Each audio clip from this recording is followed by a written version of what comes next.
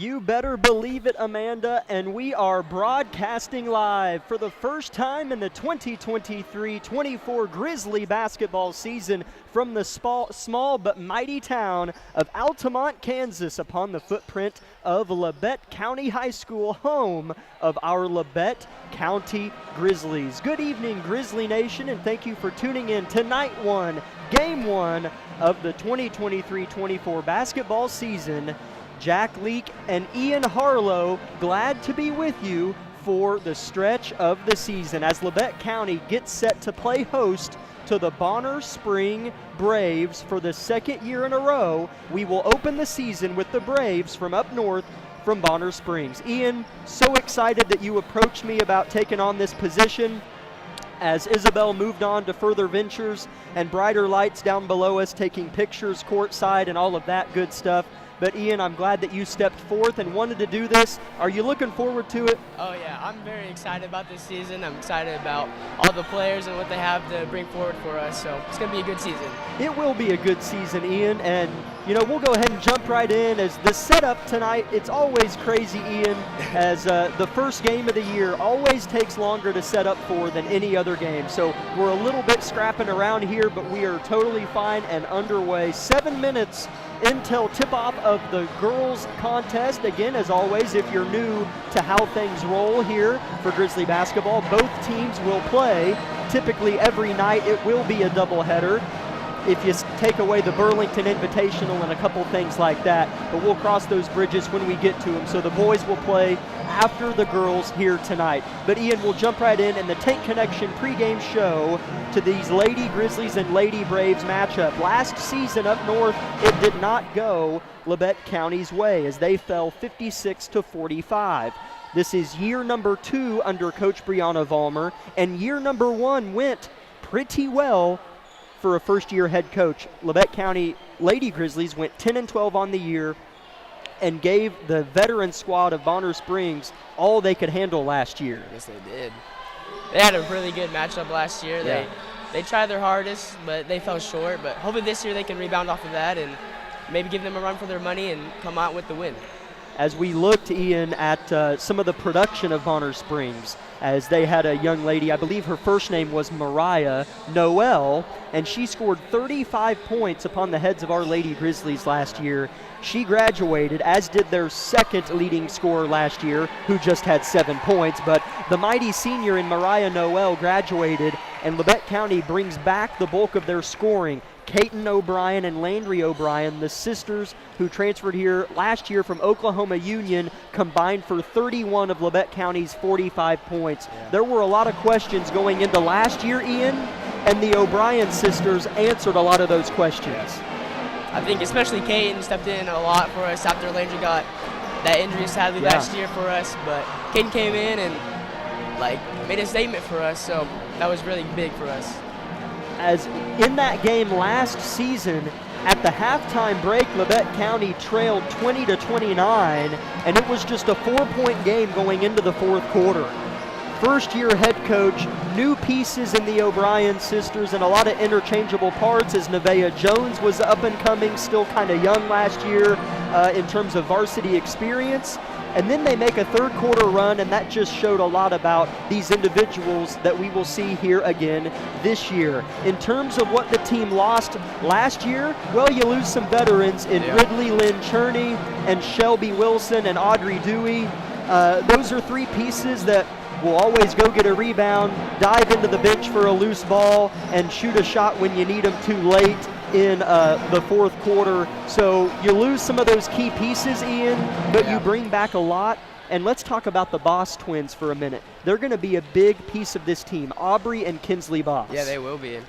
They're both very lengthy, very tall, around 6 foot. I think they'll come in. Hopefully they'll grab rebounds for us, and they're really our biggest aspect for this game. And we don't have much height, so they'll have to rebound for us, box out, hopefully come down with some boards and get us on a fast break, score some more points.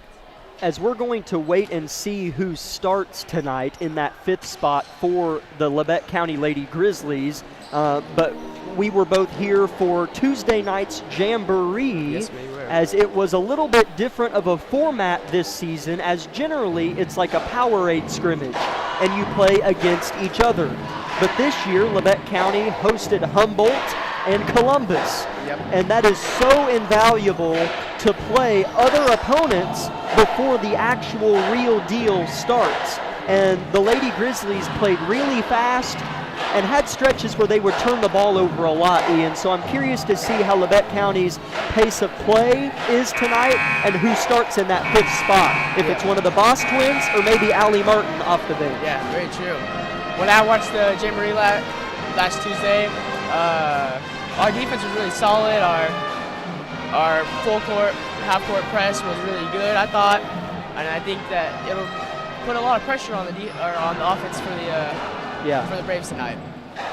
Yeah, it certainly will. As Coach Vollmer wants to play fast, and so anytime Peyton O'Brien or even Landry gets a rebound, they're either at half court or they've passed it to half court within about half a second.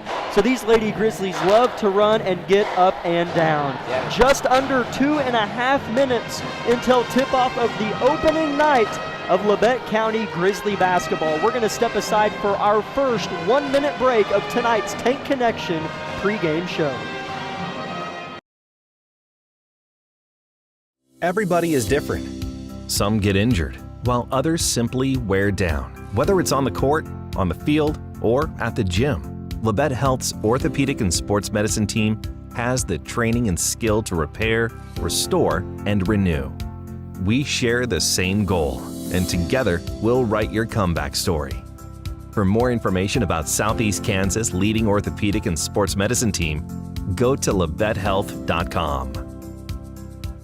With many years of combined experience, Eye Care Associates of Parsons has set the framework in providing comprehensive eye health examinations for all ages and routine vision care for families throughout the 4-state area. Our optometrists and staff provide remarkable care with state-of-the-art technology to help with diagnosis and management of eye health conditions. Give us a call or visit our website to schedule your next eye exam. Eye Care Associates of Parsons.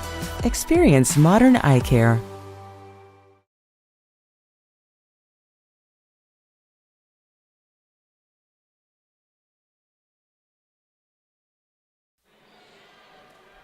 Thank you, Amanda, as we are back with the continuance of our Tank Connection pregame shows. We got back just in time to listen in to the first national anthem of the season put on by the Labette County High School Band, directed by Mike Wassenaar, as the big American flag newly installed a handful of years ago propels down from the east side of Harrison Gymnasium above the hardwood, and everybody arises to their feet for the playing of our national anthem. As it looks as if, okay, here we go.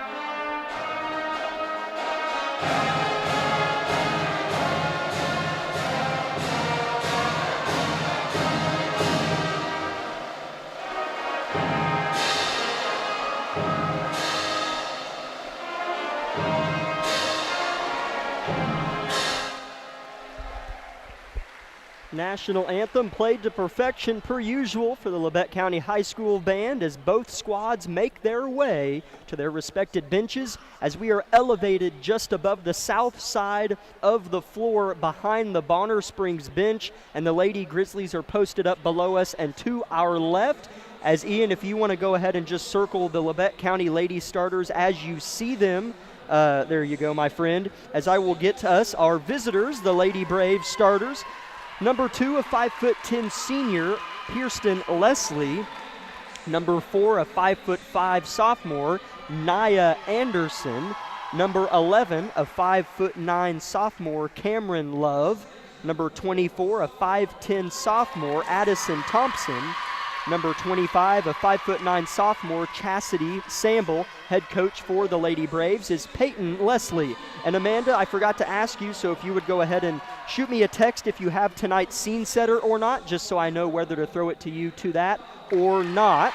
Sorry for the informality, but just shoot me a text if you have that scene setter or not. All right, starters, thank you, Ian. For the Lady Grizzlies, you can jump in if you see a correction. Yeah. Number 10, a 5'6" senior, Kaiten O'Brien. Number 22, a 5'5" senior, Addison Rexwinkle. She seems taller than 5'5" to me. I don't know. Yeah. Number 23, a 5'8" junior, Landry O'Brien. Number 30, a 5'6" senior, Allie Martin. And indeed, number 31, a 5'9" junior, Aubrey Boss. So Aubrey Boss is indeed starting, and it appears as if, I would assume, coming off of the bench based on the jamboree, we'll see some Reagan Roberts tonight, Nevaeh Jones tonight, and also Kinsley Boss. And I hope Jaden Davis is healthy. She's someone that was big last year, Ian. I think Nevaeh will be really good she'll be really good off the bench. She's dangerous with the ball. She has good ball control. I think Kinsley Boss, obviously big body. She'll help us get rebounds, and then hopefully Jaden Davis is healthy. I don't know quite what's wrong with her, but hopefully she's a varsity and can come in bigger for us.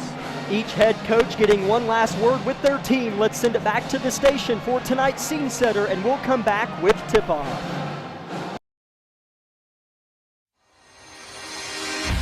Broadcasting live. Meister for 3 in the lead! Yes! From the studio of KLKC Parsons, Wilson launches another 3, and it's pure for Shelby Wilson! This is Grizzly Basketball on 106.7 FM KLKC Parsons. Unbelievable win! I cannot believe it! Labette County wins the tip and holds serve for possession number 1 on the season, and a foul is drawn underneath. That will go on the Braves, as they will tag that on Pierston Leslie. The point guard picks up her first personal foul. Inbound for Labette County's pinballed around, goes out of bounds. We'll see who it's off of. They're going to say it's off of Labette County. The Grizzlies are going to pick them up full court here. We'll see if they elect to keep the pressure on or drop back. Ball is thrown in, and they keep the pressure applied. Breaking the half court, or the full court press rather, is Leslie for the Lady Braves, and setting it up for a half court possession is Nia Anderson. Kaiten O'Brien on her, kicked off left wing. Swinging it right to left is Samble. Her pass is tipped, stolen away. Boss comes up with it. It was Kaiten with the initial tip. Landry up ahead below us in front of Coach Leslie for the Lady Braves. Kaiten drives, tries to hoist it through 3 different defenders, and is fouled. Starting off from where she did last year, just driving to the rim, getting those fouls, trying to get her to the free throw line. As Ian, here is an interesting rule that I learned about 30 minutes ago as Kaiten's getting ready to shoot her first free throw and connects. So the foul rules and the bonus and double bonus has changed this year, I'm assuming across the state. So each quarter is kind of its own game, if you will. There's 5 fouls, and then you're in the double bonus per quarter. There is no such thing as the 1-and-1. It will always be 2 shots after 5 fouls in each quarter alone. As a pass is tipped out of bounds, it will stay with the Braves. That is a substantial rule change. Yeah. That is very, very crazy. The Braves in a half-court set. Lady Grizzlies in a man-to-man. O'Brien swiping at the ball. Got a steal on the last possession. Landry on the ball now. Here's a drive by Samble. She'll pull up from about 15 off the back iron. Rebound tracked down by Landry in front of the Grizzly student section. She'll outlet pass to Boss. Here's Caton across half court, 6:40 to go, first quarter, 2-0 Lady Grizzlies. Play call is in from Vollmer. Landry with the point, nearly throws it away. Allie Martin tracks it down. She is in no man's land, all the way back at half court, heaves it across the court to Caton, who drives, picks up her dribble, and misses a layup. Rebound Braves.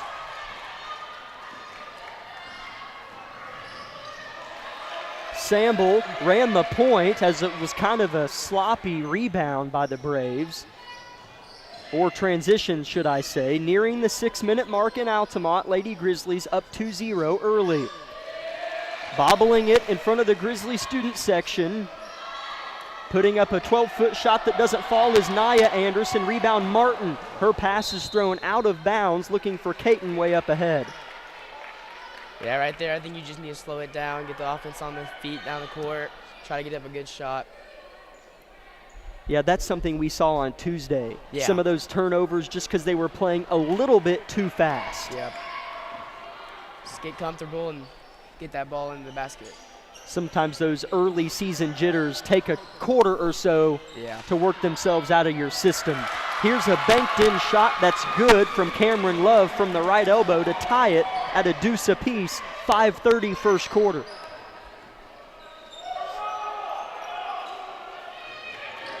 Braves playing pesky man-to-man defense. Caton drives, tries to Euro step, and might be called for a travel, and she is.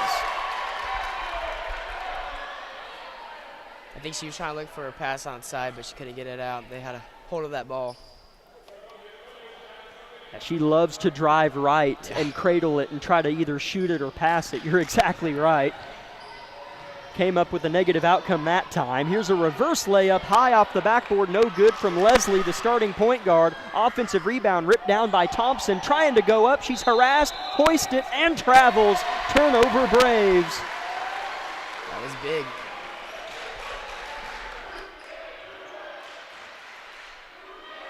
.5:05 to go in the opening quarter.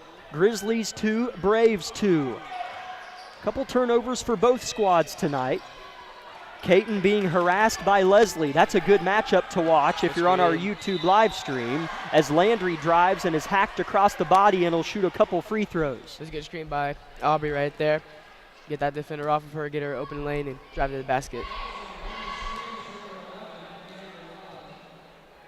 As the Grizzly student section, I remember giving them props for this last year, as the first free throw is good for Landry O'Brien, but it's not even halfway through the first quarter of the ladies' game, and it's full and even bleeding over into the second section just to the right of where it usually is at.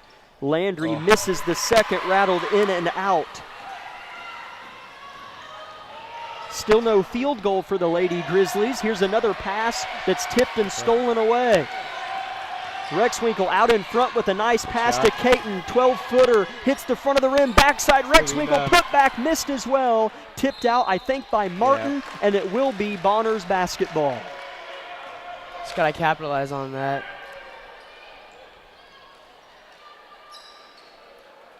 Addison was maybe a little bit more open than she even realized she was, and missed the bunny. Labette County applying that token pressure. Caton with the steal. It's the O'Brien sisters out in front. Caton dumps it down to Landry. Off the glass, rolls off the rim, no good. Rebound Bonner. Here's another steal by Landry. She poked it in there and it went off the knee of Leslie, and Labette County's got it again. Rexwinkle dials it up from deep, misses to the right, and a foul going the other way. I think he pointed to Landry. A lot of fast-paced play here below us, Ian. Yeah, we like to play fast, like I said. Sometimes you just got to calm down and get the shots under control, make smart ones. Like to thank Lucas Hayward for stepping in and being our cameraman for back-to-back seasons. Best in the business. Transition turnover from Bonner. It'll be Labette County ball. First substitution for the team in white. For Labette County, that will be Kinsley Boss checking in for her twin sister Aubrey. Was I right on that? Yeah, you were. I'm telling you, if they wore the same number, I would be lost. I would be lost too. Here's Addison coming off of a Boss screen. She stopped in the short corner. Body bump foul is called on the Braves.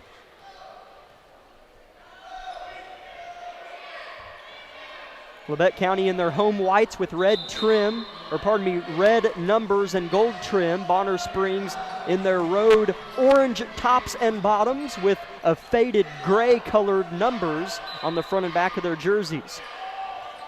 As I think there was a substitution for Bonner. I'll have you name off in a moment, Ian. As here's Allie Martin at the free throw stripe trying to back down her defender, Meredith Billings, who I think is the Brave who checked in. Yeah, she came in for Cameron Love.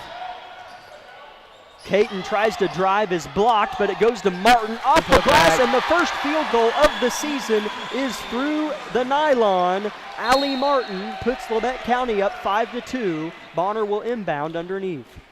Allie's pretty good underneath. She's a little smaller than usual posts, but she's very physical and will get those rebounds and get it back up.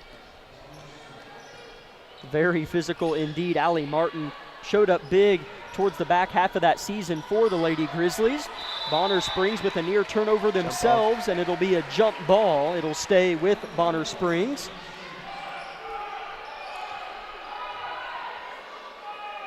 Three minutes, 10 seconds to go in the first quarter. 5-2 Labette County. Low scoring affair. It is thrown into Leslie. She's picked up by Landry, and she tips her pass out of bounds. Landry O'Brien's got her paw on multiple passes tonight already. Yeah, she's very, very aggressive on defense and can be very aggressive on offense as well. Naya Anderson takes it from the inbounder. A three-pointer is put up by Samble, and it's off the mark. Rebound Boss. Outlet to Caton O'Brien. Dribbling with her head up, moving left to right. Jump stop, dump down to Rexwinkle. Hits her shoulder and goes out of bounds. Turnover, Lady Grizzlies. She just tried getting that back into the post like she did the other time, to that little sneaky pass. Just couldn't get it that time. Reagan Roberts checks in for Allie Martin. Reagan is a senior standing at 5'7", as Labette nearly got a steal. Yeah. As Ian, I wasn't paying attention. You saved me there. As it does end up working out in their favor as a jump ball is called. Yep. As two girls collided on it. Yep. Nevaeh came in for Addison. Excited to see what Nevaeh can bring to this offense right here. She's so athletic. A natural basketball player, Nevaeh Jones. Ball is inbounded. Here's Jones just below us in the right corner. Landry at the top of the key, closed out on well by her defender, Samble. Flips it left side to her sister, Caton. Ball movement away from the ball. Caton throws it inside to Nevaeh on the low block. She drops to a knee, and a travel is called. She kind of got stuck. Just kind of tripped, fell on her knee. It's all right. Bonner inbounds it, but they've had a hard time getting a good shot off on the other side. Labette County's defense is everywhere. They get it to the corner, now the short corner, dribbled out of bounds off the fingertips. There's off Reagan of Billings, I think. Was that Reagan in there? So it'll be Labette County ball, forcing a lot of turnovers and just one field goal attempt successful for the Braves tonight. Caton switches hands right to left, gets inside, and I think she traveled, and she did. A substitution for the Lady Braves. Lakin Buell, or how do you say it, Ian? Buell. Buell, thank you. As Ian went down and talked to the coaches, got prepared. So Lakin Buell checks in for the Lady Braves. And Addison comes in for Caton. She'll take a rest on the bench for us. Trying to settle in are these two teams, it appears. Still only two combined field goals made, one by each team. A foul on Labette County on a baseline drive from Leslie. Labette student section doesn't agree with the call. They're going to get Nevaeh Jones on that, her first. And the team's second. Bonner with 4 team fouls as Allie Martin's going to check in for Kinsley Boss. For Kinsley. And so if Bonner fouls again, Labette County is shooting 2 free throws for the next 2 minutes of the first quarter. Yeah. That's that new rule this year. Leslie dials it up from deep off the glass. No good. Rebound Landry. Almost banks that in. They run down the court. Reagan loses it out of bounds. Off Bonner. I think Lebec going to get that ball back. They called a foul. Oh, foul. On. I think are we shooting now? No. Yes, they get Anderson on the foul, yeah. and so that'll send Reagan to the line to shoot 2. Wow. That comes in really good for us. I'm telling you, that's going to take some getting used to for anybody, especially myself. As that is a complete mental adjustment as Reagan misses her first free throw strong. As if you are just joining us, as we talked about it before the game started, each quarter, if a team gets 5 team fouls, it's automatically 2 free throws, no 1-and-1, at 5 team fouls in each quarter. So the team fouls reset each quarter, and that is how it is operating for this season. 90 seconds left in the first quarter. Leslie pulls up for the jumper and spins it home for the second Bonner Springs field goal, and it's a 1-point game. Yeah. Minute 17 left. 5-4, Lady Grizzlies. Landry picks up her dribble. She's in prison, and a timeout is called by Coach Vollmer. Good timeout. She wants 30 seconds, and we'll take it with her. This is Lady Grizzly basketball on KLKC. V93.5 is your home for the best variety of the 80s, 90s, and today. Get your day started with the Anna and Raven Morning Show. You're the judge during Couples Court. Couples share their disagreement, and then you decide who's right. Think you know pop culture trivia? It could pay off, and you score the cash jackpot when you play Can't Beat Raven. Krause in the House gets you home every weekday afternoon starting at 2. Stream us anytime, anywhere at KLKCradio.com.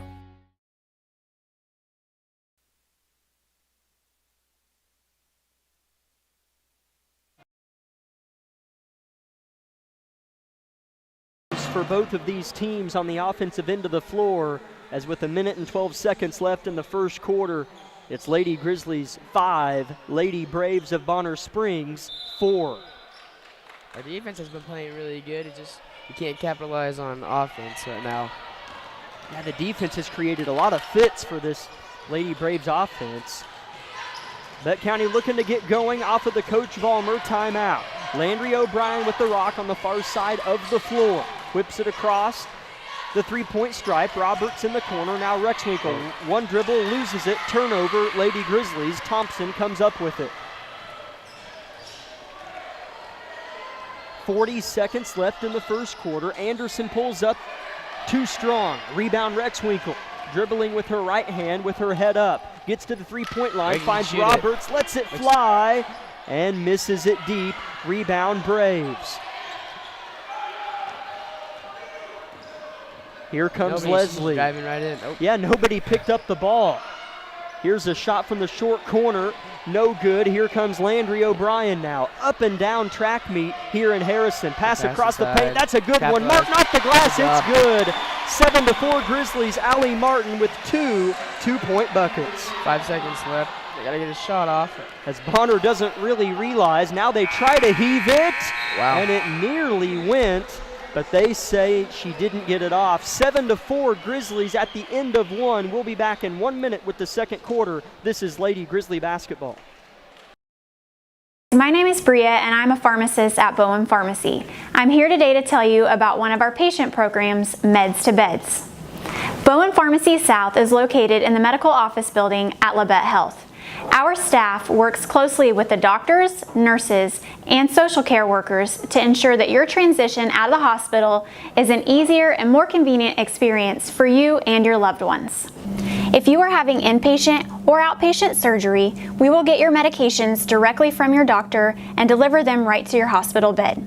If you are having a baby, we will get your medications or anything else that you may need to get your family home without the hassle of making several stops along the way. Whether you're here for a few hours or a few days, we are here at Bowen Pharmacy and Bowen Pharmacy South to help get you well without any interruption in transition of care. Just ask for Meds to Beds. At Bowen Pharmacy and Bowen Pharmacy South, we are here for you today and we are here for you tomorrow.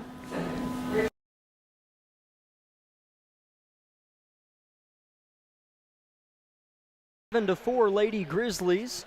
as the second quarter is about to be underway, as the team fouls reset, as of course, player fouls carry over, of course, but the team fouls are reset to 0.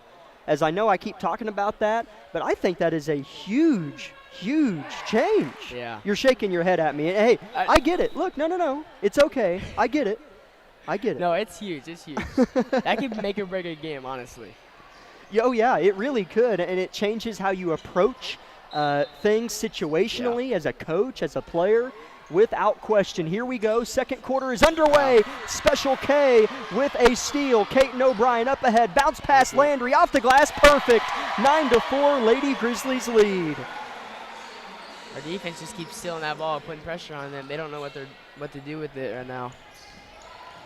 Landry with 3 points. Here's Leslie up under, nearly throws it away. Picked up, though, by her fellow teammate, and she's fouled on her attempt. Get an identification on that Lady Brave. That's Meredith Billings. That is Billings.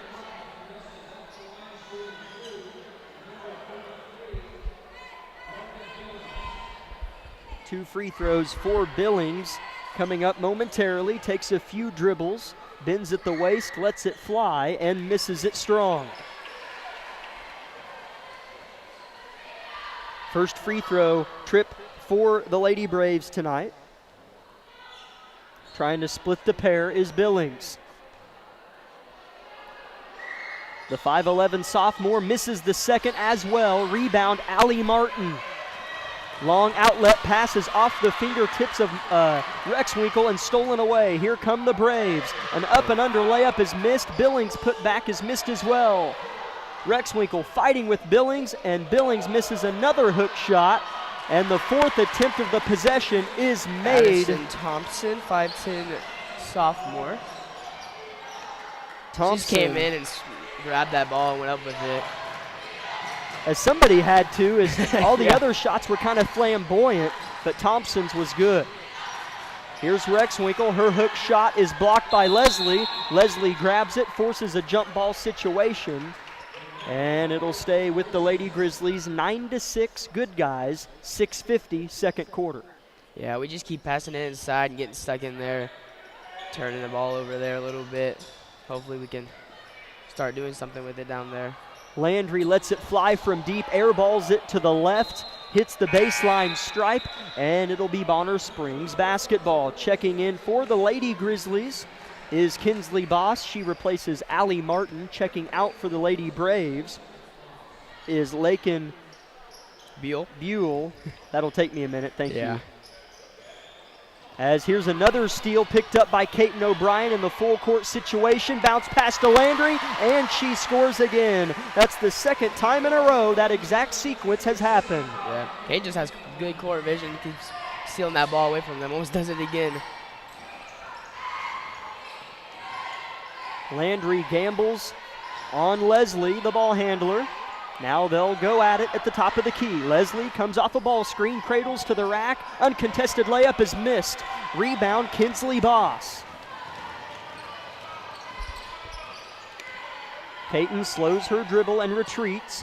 Dump down, Boss inside. That's Aubrey, is fouled before she can get the shot up.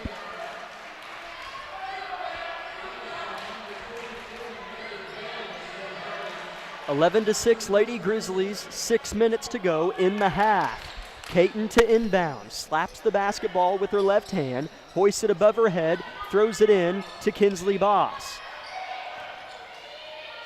Finds Landry right side in front of the Lady Brave bench. Spins, working it around the clock. Aubrey Boss left wing now. Takes a couple dribbles, surveys, and finds Caton left wing. She wants to cut downhill, she does. Cradle shot off the glass, miss. Rebound, Bonner. Just keeps driving right. Leslie up ahead as Caton takes a gamble and maybe gets the foul. It's on somebody as a whistle's blown. As I'm pretty sure that is on O'Brien. It is on Caton. That's her first and the team's second as Landry checks out, replaced by Nevaeh Jones. Leslie left wide open for three off the inbound. She missed. Lady Grizzlies left her wide open though. Here comes Caton O'Brien.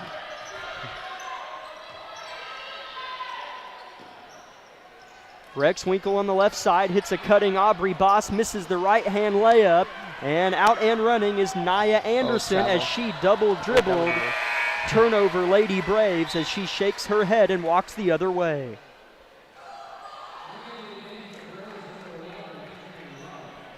That was good for us. I feel like that momentum was kind of shifting a little bit towards them, so that was good for us right there. 11-6. It feels like Labette County's up by more than 5 because of how they have played defense so well, but you got to capitalize. Yes. Nevaeh in the corner, head fakes, drives, gets him to bite. That's a pretty shot off the glass, and it's good. Nevaeh Jones with a nice head fake in the corner. Good move. Yep. As Leslie gets called for a travel as she was double teamed. 13-6, Lady Grizzlies lead by 7.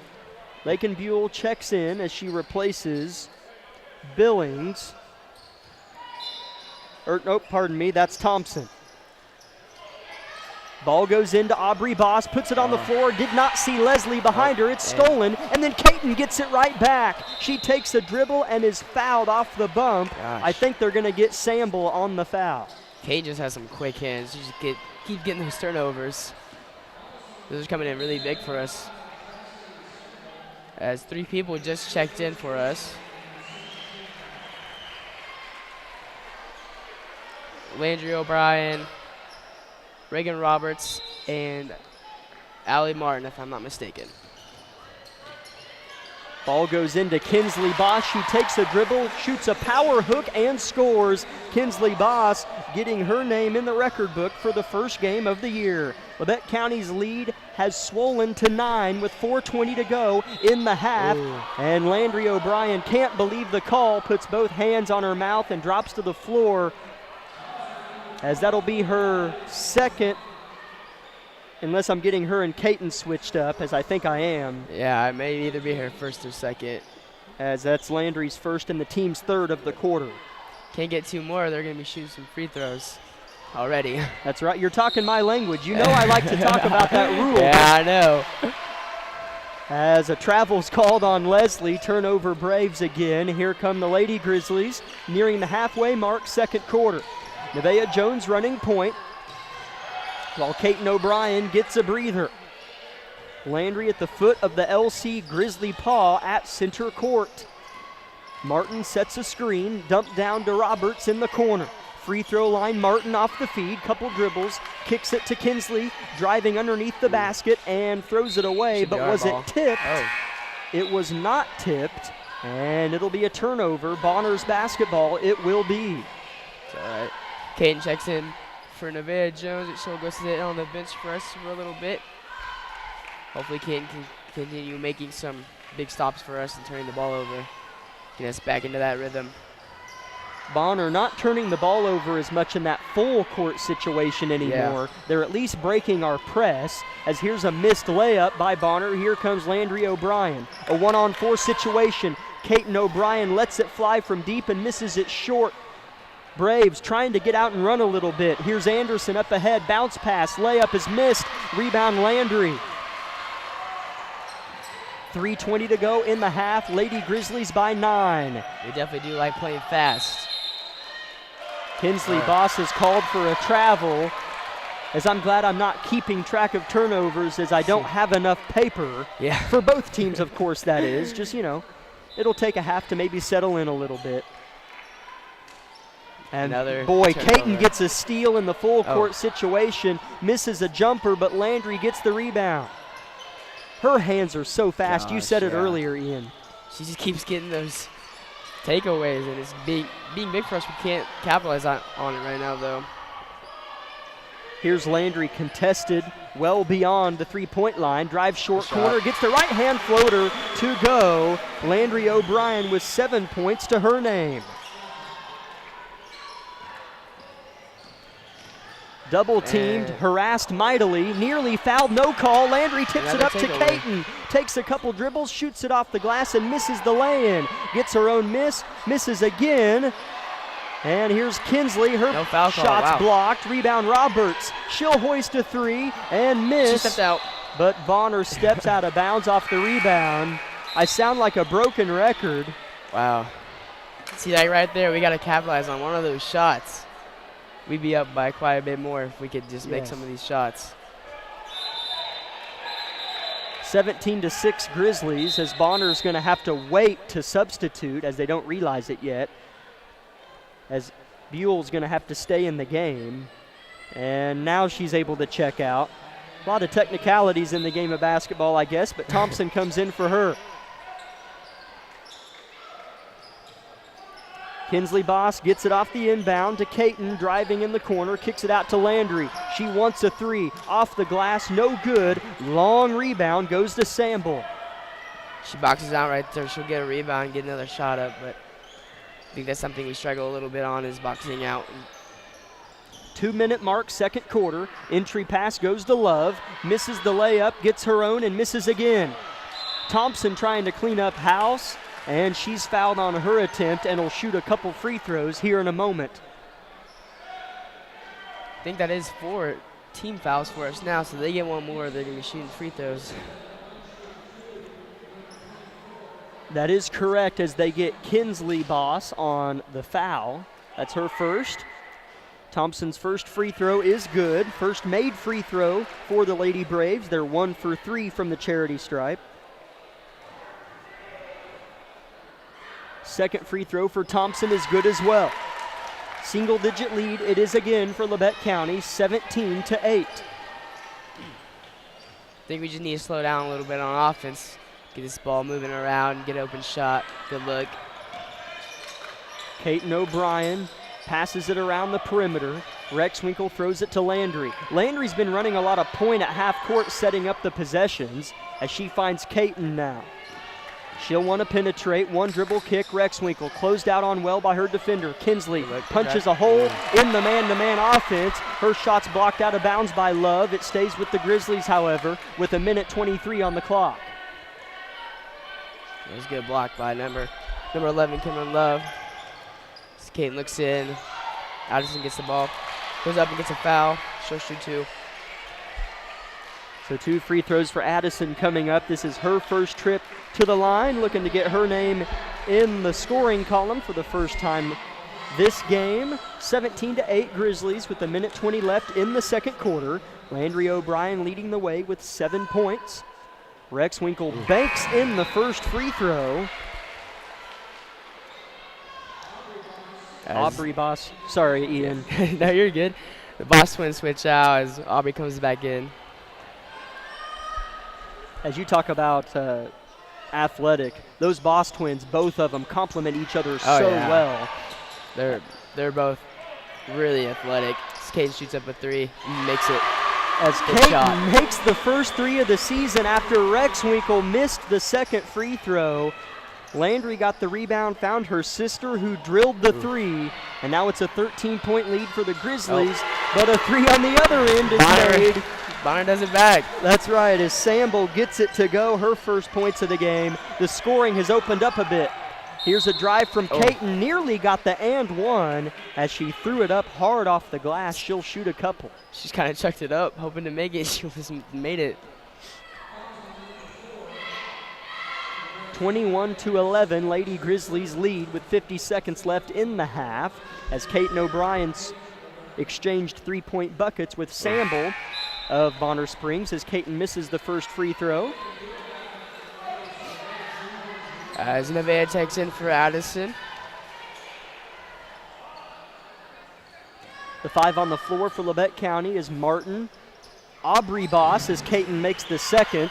Landry O'Brien, Caton O'Brien, and Nevaeh Jones. Here's a full court steal. Landry with another one, Ian. Hopefully we can capitalize on this. As Martin, no whistle, her shot's missed, and then a full court foul is called on Caton O'Brien, who turns and just looks at the official and just now kind of realizes that it was on her, as I think, like you said earlier, that's the 5th team foul of the quarter on Labette. Man. So 2 free throws coming up for the Braves. That's the second on Caton O'Brien. Yeah. Caton, good thing they call a foul on her. She was going to take that away and probably go with a layup or get fouled and shoot 2. So now they're on the other side shooting free throws. So it's See if they'll make it. As Leslie goes up for the first one and misses. She will get another as Caton does check out. Smart move by Coach Vollmer as she just picked up her second. As for the first time tonight, we're seeing the senior standing at 5'7". That's Libby Poole wearing number 21 as Leslie gets the second free throw to go. 22-12, Lady Grizzlies by 10. 35 seconds in the half and the ball. Martin right elbow finds Poole. Landry O'Brien left wing. Aubrey Boss playing post. Here's a nice pass. Jones. Oh, yeah. Layup to go. Landry shot. O'Brien celebrates after the great feed to Aubrey Boss. 15 seconds left to go. They're down by 12. See if they can make it a 10-point deficit or 9 possibly. They would love to Oh, score, wow. and they do. Kirsten Leslie gets to the bucket. That was a good 1 shot. second to go. Landry from half court. Wow. Did they call a foul? She's getting 3. I think so. He called a foul. That was not smart on Bonner's part.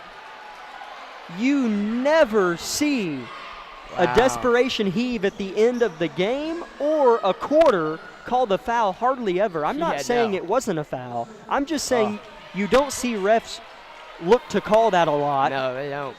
Landry misses the first and gets 2 more. Hopefully she can make these other 2. Get us a 12-point lead going into half. Second free throw is good as she is at the line by herself. Bonner doesn't have any players in the paint, and neither does Coach Vollmer. It's harder to shoot on an island by yourself, it in my is. opinion. But she makes the back 2 of the 3 as she had 9 points out of Labette County's 26 in that first half as they hold a 26-14 lead over the Lady Braves. That first half flew by here in Harrison. We will be back in 2 minutes for the Eye Care Associates of Parsons halftime show.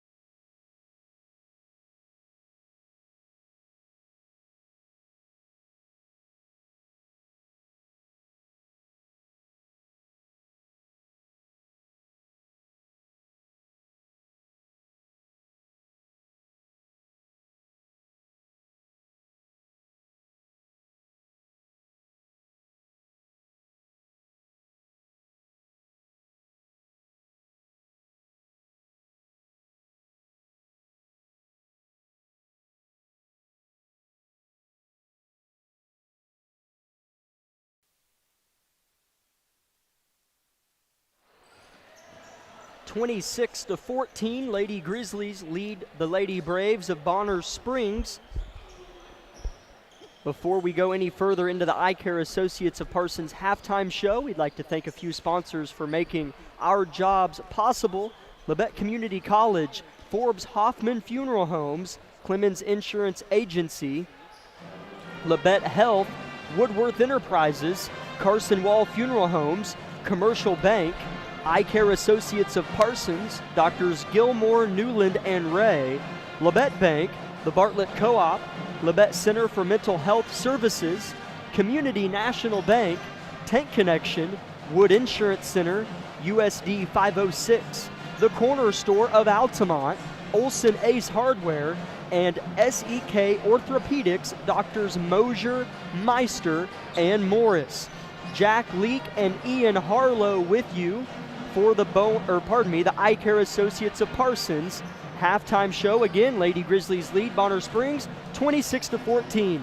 Ian, what stood out to you in that first half? A lot of turnovers from both teams. I mean a lot in that first quarter, but I feel like both teams settled in more so offensively in the second quarter. I think the thing that stand out the most was definitely our defense. Our defense looked phenomenal. Kate O'Brien with like so many turnovers, you couldn't even count it. She just caused a lot of turnovers. I think our offense looked pretty good. I think once we settled in, we looked a lot better. The first game jitters is all I can say. Yeah, that is kind of a tendency as the boys are warming up below us. You certainly hope, as our boys are going to be taking on a really stout Bonner Springs team tonight, you really hope that those early season first game jitters in the first half don't bother our boys, but they sure did our girls. At least it appeared here at home in the first game of the year. They lead, though, by a dozen. Some first half stats for you. Labette County led at the end of the first quarter 7-4, and then had a 19-point second quarter compared to Bonner's 10, which has given them their lead of 26-14. Individually, Landry O'Brien leads the way in the scoring column with 9, Caton O'Brien with 6, Allie Martin with 4, Aubrey Boss, Kinsley Boss, and Nevaeh Jones all have 2, and Addison Rexwinkle chipped in with 1 free throw. For Bonner Springs, Thompson has 4, Samble has 3, Leslie has 5, and Love has 2. Ian, this certainly, at least even to an untrained eye, appears to be a matchup that obviously, given what we saw in the first half, a matchup that favors Labette County. Their defense, like you said, really seems to kind of overwhelm Bonner, but you kind of want to look out for that early push in the third quarter for the Braves trying to make a run and get back in it. Yeah. Because if this 12-point lead goes to 20, it's probably over. Yeah. If it goes down to 6, it's a ball game. Yeah. So the first few minutes of the third quarter can be big. Oh, yeah. I think if we can't get our offense started in this third quarter, fourth quarter even, it may be a problem for us, but that's as long as our defense stays on top, causing turnovers over and over again. And if their offense doesn't get started, I think we win this ball game. But if we just keep our defense playing really great, then I think we have this game. Right. That's the beauty about defense. If you can't score, you better make sure your man doesn't score. Yeah. And there were stretches where Labette County struggled to score, but they didn't let Bonner score. Yeah. So, and then in the end, kind of the average prevailed and Labette County leads by a dozen. 2.5 minutes left until the beginning of the third quarter from here in historic gymnasium of Harrison. We will go ahead and step aside. Let's just take a 30-second break as part of our Eye Care Associates of Parsons halftime show and come back with the rest of it here on KLKC Parsons.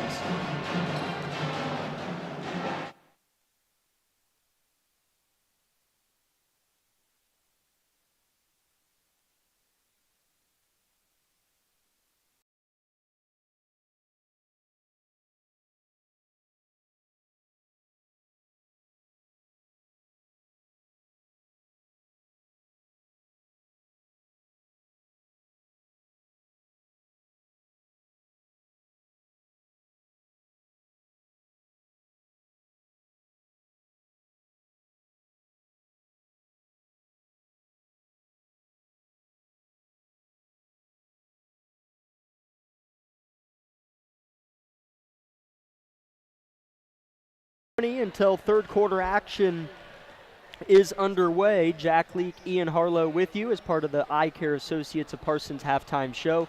Ian, one more thing I want to chew on a little bit for the next 70 seconds of our halftime show is of some of the depth that we saw of Coach Vollmer's squad there. Yeah. We saw a lot of pieces, it felt like. One thing that is nice whenever you like to play fast is having a deep bench, because when you play fast you get tired easily, but when you have a bench that helps with some of that exhaustion. Yeah, well, with our bench we don't have very much height, and most of our bench is guards, so that helps a lot with our playing fast back and forth. So I look forward to seeing more in the third and fourth of just playing fast, getting these fast break points and just scoring up those, and hoping to stay continuing scoring. As both teams break their respective huddles, again, Labette County, to give you a visual, in their home whites with red and gold trim, red numbers with gold trim around them. Bonner Springs in their road orange jerseys with gray numbers and black trim. Head coach for Labette County, Brianna Vollmer. Other coaches, Heather Wilson, Madison Evans.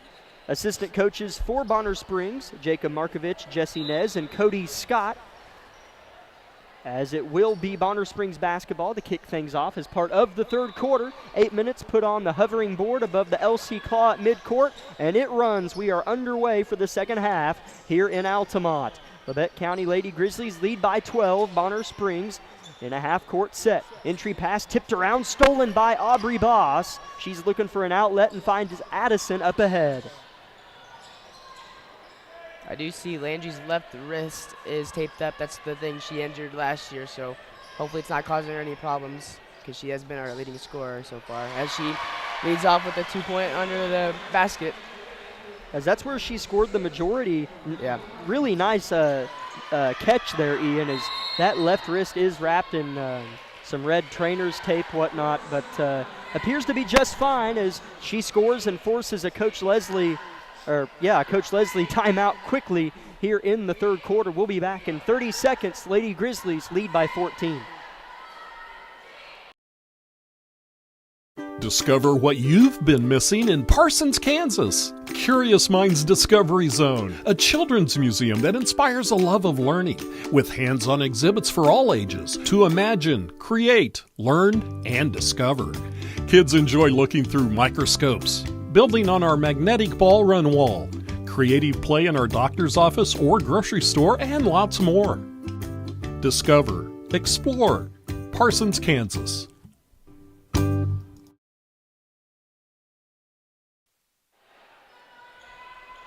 Bonner Springs inbounds the basketball, nearly stolen away by Landry again. Clock freezes at 7:16, third quarter. Yep, the defense is just leaving off where they started the last quarter and half, I guess.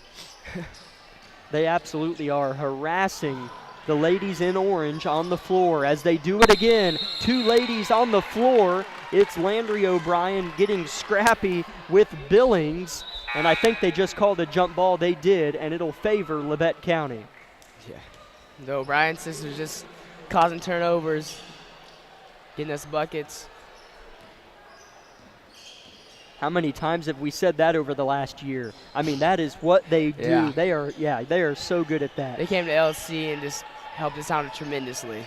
Here's Caton with a three on the left wing, and it's good. There was a foul, though. Is it on Bonner or Labette County? The basket counts. I think it's on Bonner. It is. Basket is good, and Labette County gets to inbound under the basket. That's going to go on Billings, her second and the team's first, but Caton O'Brien drills her second three of the game. Scoring that and then getting the ball back, that's really good for us. Up by 17 and could have a 6-point possession here. Landry lets it fly from deep, banks it home, puts both hands towards the heavens as Labette County celebrates a 20-point lead. Yep, definitely not bothering her.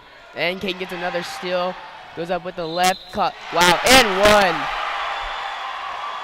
one. Caton O'Brien. Can she score a bucket that isn't worth 3 points? She has 2 threes, and here comes an and one. Wow. What a steal and finish by Kate O'Brien right there. As do we have another timeout, Bonner? Somebody called a timeout, and I doubt it was Coach Vollmer as her crew is rolling. We will keep it here. It is 36-14. Lady Grizzlies lead Bonner Springs. Caton O'Brien will have a free throw coming out of the timeout, as that was a 6-point possession for Labette County. Caton O'Brien drilled the left wing three. There was a foul on the floor after she made it, and they got to inbound, and then Landry, just like her sister, banked in a three. A few sponsors we'd like to thank for making tonight's broadcast possible include Labette Community College, Labette Health, Woodworth Enterprises, Carson Wall Funeral Homes, Forbes Hoffman Funeral Homes, Clemens Insurance Agency, SEK Orthopedics, Doctors Mosier, Meister, and Morris, Commercial Bank, Eye Care Associates of Parsons, Labette Bank, and the Bartlett Co-op. As we talked about the first couple minutes of the third quarter being important, and they have massively favored our Lady Grizzlies. Yeah, definitely getting those stops on defense and especially scoring on offense has been great on both ends. So Caton to try and convert on the three-point play at the stripe. Has her right foot buried at the middle of the free throw line. One dribble shot is perfect. She's up to 12 on the evening. 37-14, Lady Grizzlies lead, 6.5 minutes, third quarter. Here's a heave across the timeline. Now a heave from deep is no good, airballed. It's saved, though, into the hands of Rexwinkle, and she rips it away from Bonner Springs. Here come the Lady Grizzlies. O'Brien, uncontested right wing three is strong. Rebound ripped down by Landry, though, and she saves a possession.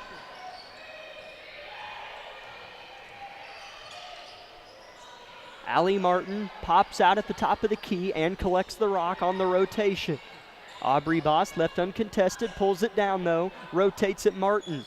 Dump down, Aubrey is off the fingertips of the post defender. Thompson stays with the Grizzlies. Not the smartest pass to go down there, but she looked like she was open to whoever threw it down there, didn't quite catch that. Caton O'Brien to throw it in. Bouncing the ball between both of her hands, throws it to the outlet, safety, that's Aubrey Boss. Now Landry running point, 5:45 third quarter. Left side, Aubrey continues to rotate it. They're playing a lot of 4 out, 1 in. Cutting away from the ball is taking place in large spurts tonight as Landry misses the long two, and it's out of bounds, Bonner basketball. Kane just coming in with those quick hands, almost saved it again, but luckily went out for Bonner.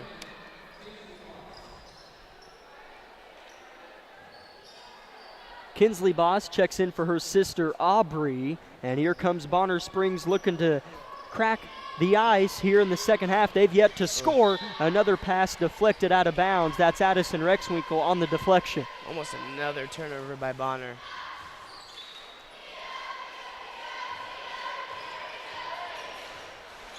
Anderson, that's Naya Anderson, point guard off the inbound. Deep in the corner, Thompson harassed by Rexwinkle. Back to Anderson, it's a set play. Three-pointer hoisted by Samble, airballs it, and it's caught and put in by Buell.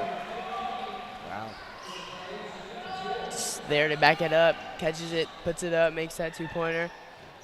As Allie has it at the top of the key, passes it to Kinsley, out to Addison.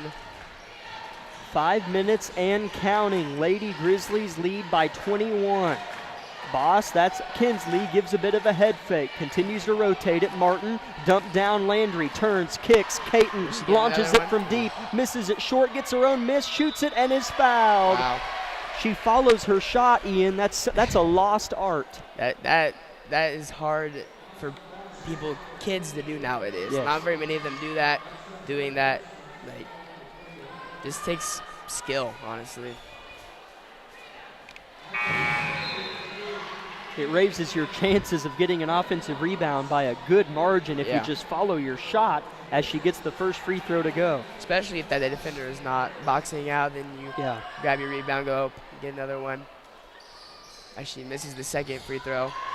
Rebound. Come away with the rebound. Yeah, man, somehow Labette County, man, there are some strong magnets in their hands and one inside the basketball as well. Every time I look up, the team in white has the rock, and we have a foul away from the ball.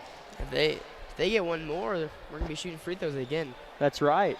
Wow, yeah. Not even halfway through the third quarter. That's the 4th team foul of the quarter on Bonner and the 2nd personal on Buell.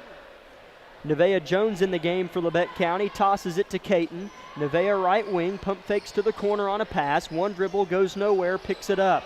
Right in front of the student section, now Roberts in the game as well. That's Reagan, a senior. Caton nearly travels, pivots. Good ball movement from the Grizzlies on this possession. Landry wants a 3, misses it deep, and that might be an over the back on Caton, and it is. A little too aggressive right there. It's going up for the rebound, over the back.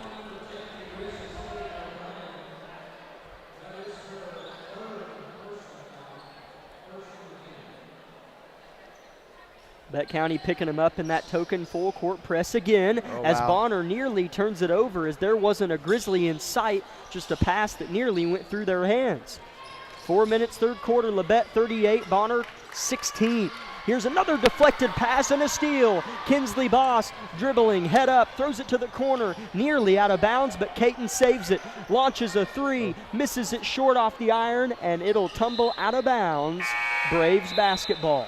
Addison Rexwinkle checks in for Coach Vollmer's crew, and she'll snag the senior point guard, Caton O'Brien. Bonner's just killing themselves on these turnovers. They're just making bad passes over bad passes. And to be honest, that's losing them the game right now. It really is. Just giving Labette County free possession points after possession while you don't score yourself. Yeah. Tough battle to win. Naya Anderson, been the main captain of the ship offensively for Bonner Springs. She has it right side. Coach Leslie directs where he wants his soldiers to go. Here's a three-pointer from the top of the key, missed off to the right by Anderson. An uncharacteristic offensive rebound given up by Labette County. Another layup is missed. That time it's Buell. She's playing with 2 personal fouls, and a jump ball is called off her miss, and this time it will favor Bonner Springs as Leslie checks back in for Thompson.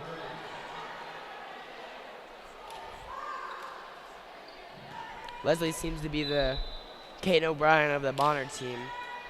Trying to score the ball for them, and can't really make nothing happen right now, though.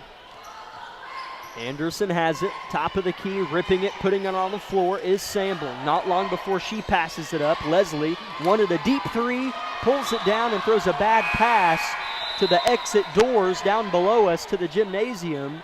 Turnover Bonner as Libby Poole checks in for the second time this evening for Landry O'Brien. As the ref kicks the ball. Or did that roll off his foot? Something happens. That was kind of funny. Rolled onto the court. They had to throw it in again. Libby Poole running the point guard, dribbling it up with that dominant right hand. Jump stops and throws it to Rexwinkle right side. Off a Roberts screen, dump down. That's a good one to Kinsley. Puts it up off the glass and in. Good shot. Almost dropped the N1 right there. Kinsley with 4 points and Labette County with 40 points. Bonner with 16, 2:15 third quarter. Three-pointer launched from the top of the key by Samble. Tipped around, Leslie's got it. Left wing, hoisted, another 3. Off the mark, rebound Rexwinkle. Love sticking with it, but doesn't get the steal. Bonner just keeps throwing shots up, hoping to make something. They're not even looking for a good shot at this point. They're just trying to make a comeback. Nothing seems to be falling for them, though. As they do just have 2 points in this third quarter. Still 2 minutes to go in the third quarter. Nevaeh Jones set to throw it in and finds Libby Poole standing at the Labette County logo at midcourt. Nevaeh Jones pulls down a 3, holds it on her left hip as she picks it up at the free throw line, furthers it to Rexwinkle in the corner. She's worked on hardly by Anderson. On the floor go 3 different girls, and a jump ball's called in. It'll stay with the Grizzlies.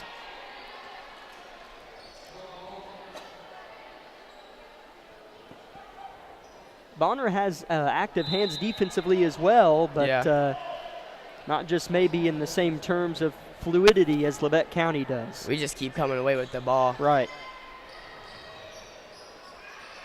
Here's an entry pass to Roberts. She's harassed, tipped about. Nevaeh Jones finds herself with it, misses a 3 deep, hits the top of the backboard after it hit the back iron, went high in the air, hits the backboard, out of bounds. Bonner basketball. 90 seconds, third quarter, Labette up by 24. That position right there just kind of proved your point, honestly. Turned the ball over by Bonner's quick hands, and then it just rolled right to us. That's right. They haven't had a lot of good fortune in terms of loose balls. Here's a three-pointer airballed. Leslie tries to save it and does. A nice play by Pierston Leslie. And then a foul off the save on Labette County. I think that is just their second of the third quarter. As Landry O'Brien, Allie Martin, and Aubrey Boss check in for Reagan Roberts, Kinsley Boss, and Addison Rexwinkle. Still no Caton back in the game, though. Assuming she's just saving her energy up. But we're up by 24, or 24. Yeah, she's getting a good breakdown there, and rightfully so. Here's an and one underneath as Pierston Leslie lets out a shout as she gets ready to try to get her three-point play converted. As she struggled a little bit tonight, as she is one of their main point guards, is the main point guard. She does have 6 points, trying to make it 7. Yeah. 7 points. She was showing some signs of life in the first half, but the second half so far, she hasn't really done much for them. As she just throws up another shot, they get the rebound and throw up another shot.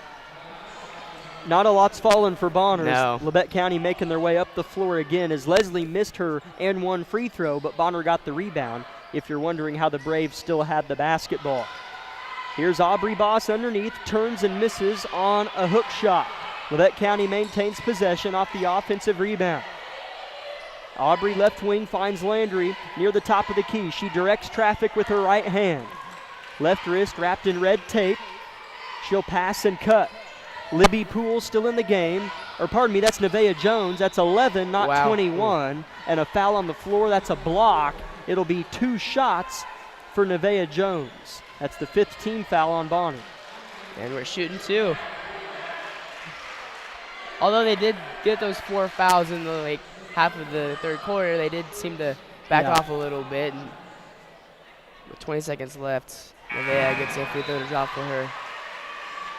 Make the score 41-18.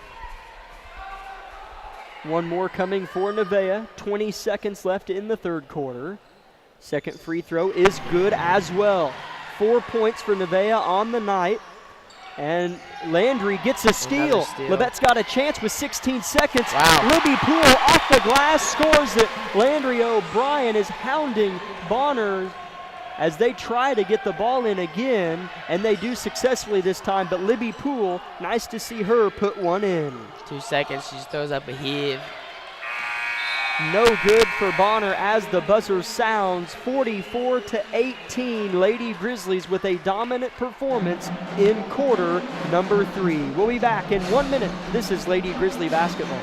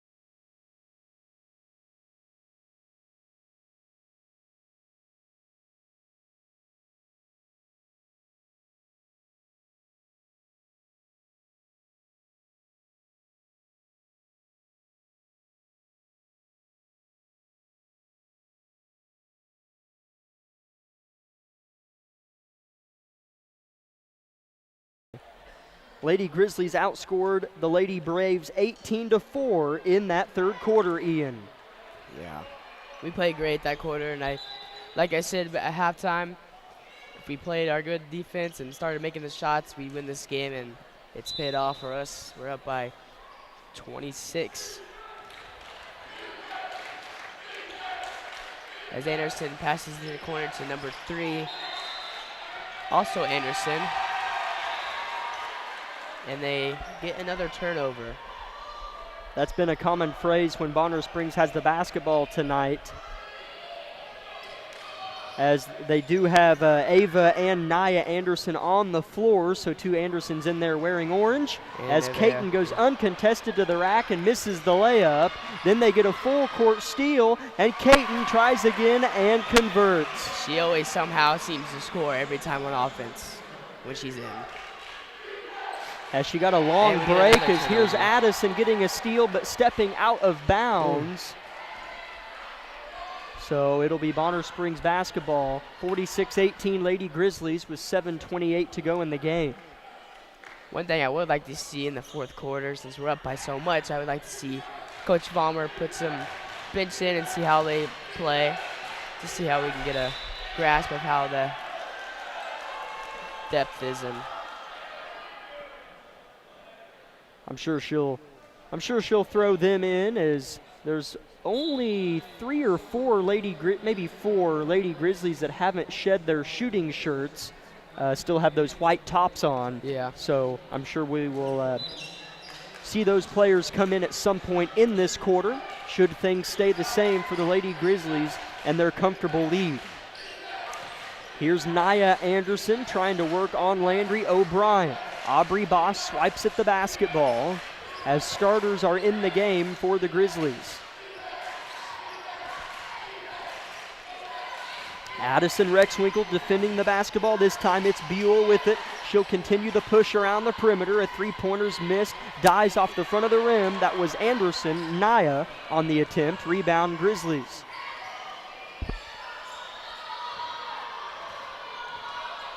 .640 left in the contest. Lady Grizzlies looking to go 1-0 on the season against a team that they lost to in the opener last year on the road. Here's Caton off of an elevator screen. She would have had an easy layup, but she got a little excited and traveled before she could put the ball on the floor. yeah, when you're that wide open and then the defense jumps right at you, Yeah. you have a wide open lane, you get a little excited, and that happens.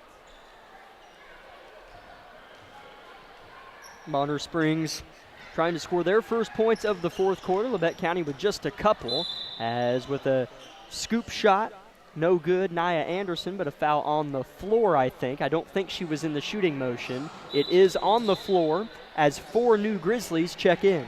Yeah, just like I said, Libby Poole, I think both the Boss twins are staying in. Nevaeh comes in, as well as Reagan Roberts. I think we'll probably see them on the bench the rest of this game. Very well could, as they've gotten up and down a lot. They're probably a little bit tired, but I know she conditions them well in the off season. 6:10 to go in the game. Bonner comes up short on a layup off the inbound. Here comes Labette County with another crack at it. A unique lineup in there for Labette County. Get to see what some of the depth looks like for this team without a staple in terms of scoring tonight, that is, in the game, as Caton and Landry combined for 29 points on the evening. 5:45 now to go. Longer possession for Labette. Here's a hook shot, plus the foul going for Kinsley Boss. As I will tell you, Ian, those Boss twins, we talked about them in the pregame show, they're just good. Yeah, they're good. They just, like, every sport they play, they're just good at it.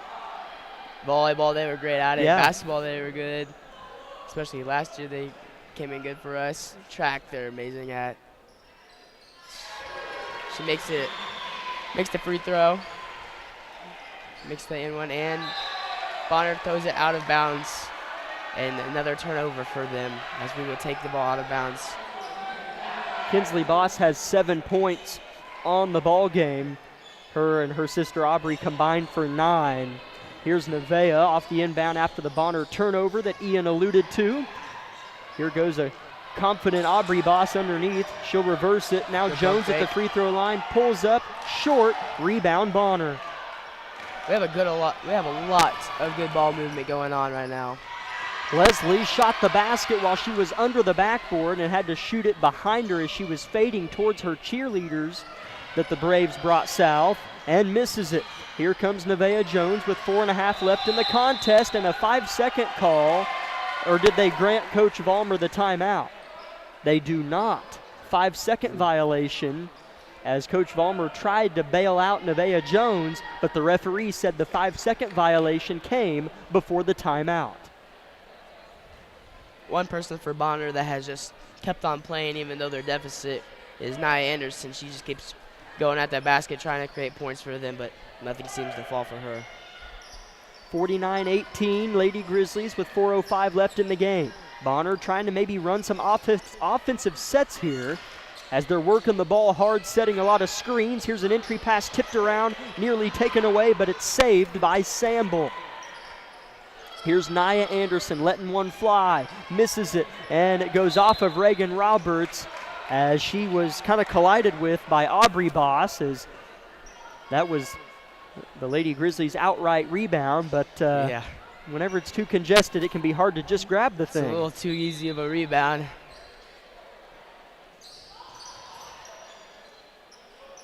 3.5 minutes left. Lady Grizzlies defense has held Bonner to just 4 points in the second half, and their offense has been outstanding with 23 points in the second half. Bonner running longer possessions, maybe just wanting to get 1% better in this last 3 minutes here, as Coach Leslie is standing on the far right side of the bench watching his offense work, because these are good minutes for this Bonner Springs team. Leslie switches hands right to left, shoots a scoop layup, one of her favorite shots, and nods her head as she gets the foul drawn. That's the third team foul on Labette County this quarter, and 2 on Libby Poole. As a coach, during this time right now, you're just trying to see who's going to keep playing for you as Leslie makes her first free throw. As a coach, you keep just seeing who wants to play for you and who's going to want those minutes, no matter how down or up you are, who's going to love to play basketball. That's a really good point. A few Grizzlies check in. We're seeing Amory Baker, Hudson Baker's sister.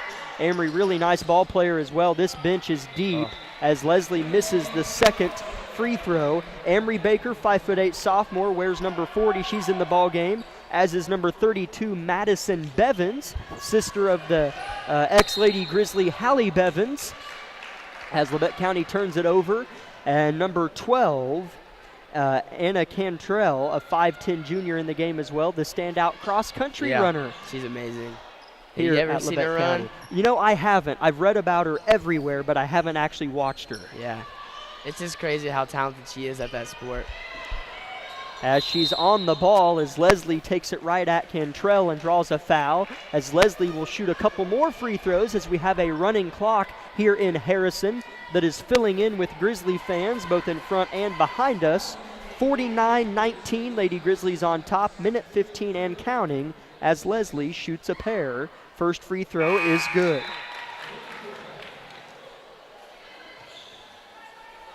As Libby Poole checks in for Reagan Roberts.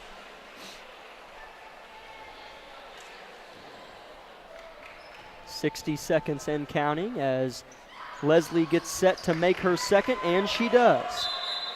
She's really been the steady ship of this offense tonight, as she's been consistent in each quarter as she has the bulk of scoring for Bonner in the second half.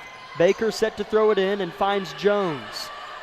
Labette County looking to run. It's 4-on-4. Pass across the paint stolen away, and then a ticky-tack foul is called on Anna Cantrell with 30 seconds left. As the clock keeps running down. I kind of wish he wouldn't have called it, because it just kind of complicates things, as now there's not going to be another shot put up, as that's the 5th team foul on Labette. So Bonner has to come down here and shoot a couple free throws, but the running clock is down to 7 seconds. he should have just let that body bump go and just let the teammates run a couple more possessions, or the teams rather. As they stop the clock with a second left out of respect for the free throw shooter, Nia Anderson. That. Right. Stop the clock so she doesn't have to shoot with a buzzer sounding in the background. And she misses the second. Ball is tipped and the buzzer sounds. And Labette County, the Lady Grizzlies, knock off the Lady Braves of Bonner Springs and go 1-0 to begin the 23-24 basketball season. 49-22 is the final. We will be back in 1 minute. Make that 2 minutes for the Bowen Pharmacy postgame show. A victorious one here on 106.7 KLKC.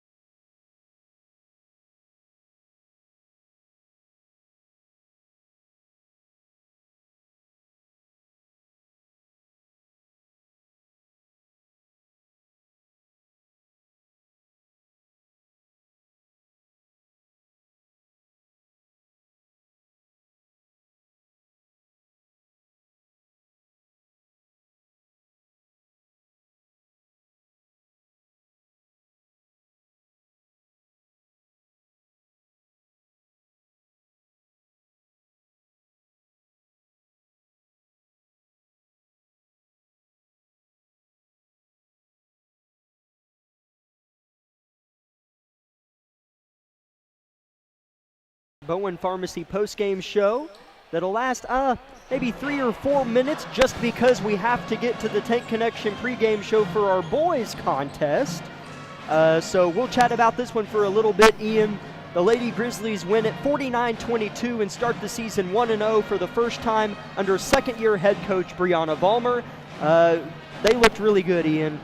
Take away that first quarter and some of those turnovers. They scored 37 points in the second and third quarter combined and held the Lady Braves to just 8 points in the second half. Yeah, they did a phenomenal job of playing defense, creating turnovers. Kate O'Brien with those quick hands. Landry O'Brien on the other side scoring for offense, as well as Kaden getting down in the rim, scoring for us as well as the Boss Twins coming in for us. One off the bench, one of them starting. I think Coach Vollmer came into this game knowing she wanted to win, and that's what she came out with. It absolutely is what she came out with, and it was in a pretty dominant fashion. As for years now, we're so used to the Lady Grizzlies having a dominant defense, we become spoiled. And here's another year where it appears as if Labette County is going to have a favorable defense throughout their matchups. Some individual scoring totals for you. Katen O'Brien finished the contest with 15 points. Landry O'Brien with 14. Kinsley Boss with a nice 7. Nevaeh Jones with 4. Allie Martin with 4. Libby Poole with 2. Aubrey Boss with 2. And Addison Rexwinkle with 1. For Bonner Springs, I'll have to do a little bit of mental math here, as Pierston Leslie really kept her foot on the gas and ended up getting a few points there for her team in the second half, as they only scored 8. Leslie finished with 10 points, as she was the only Brave in double figures. Buell had 2, Samble had 3, Love had 2, another starter. Thompson had 4, and Nia Anderson had just 1. Lady Grizzlies, as I mentioned, only led 7-4 at the end of the first quarter, Ian, but then they outscored them before the half 19-10 in the second quarter, and then 18-4 in the third quarter. As you know, they didn't lay down, they kept their foot on the gas, and we saw that full court pickup about the whole game, didn't we? Yeah, we did. That they couldn't get past that full court, they just kept turning it over. They'd pass the ball, they think they'd get it to their teammate, and we just come out of nowhere and get the ball, create a transition, and then we score on that. We just kept scoring and scoring. They couldn't get a stop. As I'm kind of awaiting to hear back about Coach Vollmer, as I know she loves to come up and chat with us, and we want her to. I kind of liked how we did it last year, where Coach Vollmer would come up at halftime of the boys' game, as that would kind of give us something to talk about and not cut into the boys' pregame show. But hey, whenever Coach Vollmer comes up, that's when we're talking. So we will play an interview with Coach Vollmer by ear, but I'm sure she'll be happy if she does end up making her way up here, and whenever that may be.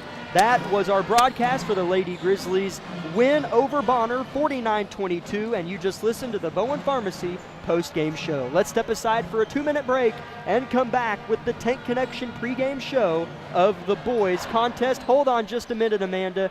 Get your hand off the dial for a minute. Coach Vollmer just joined us.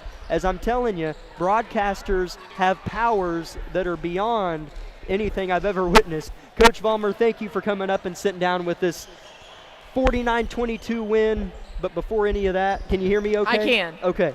Great to have you back, Coach. Congrats on the 1-0 start. Thank you. It was awesome. I'm super proud of my kids. I really pushed them this week in practice. We didn't have an amazing outing at the Jamboree on Monday.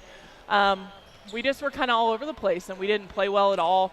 I was really displeased with our half-court offense and then just our execution, and so we changed some things, and we had a really good 3 days of practice where we were intent, we were focused. I never had to coach energy.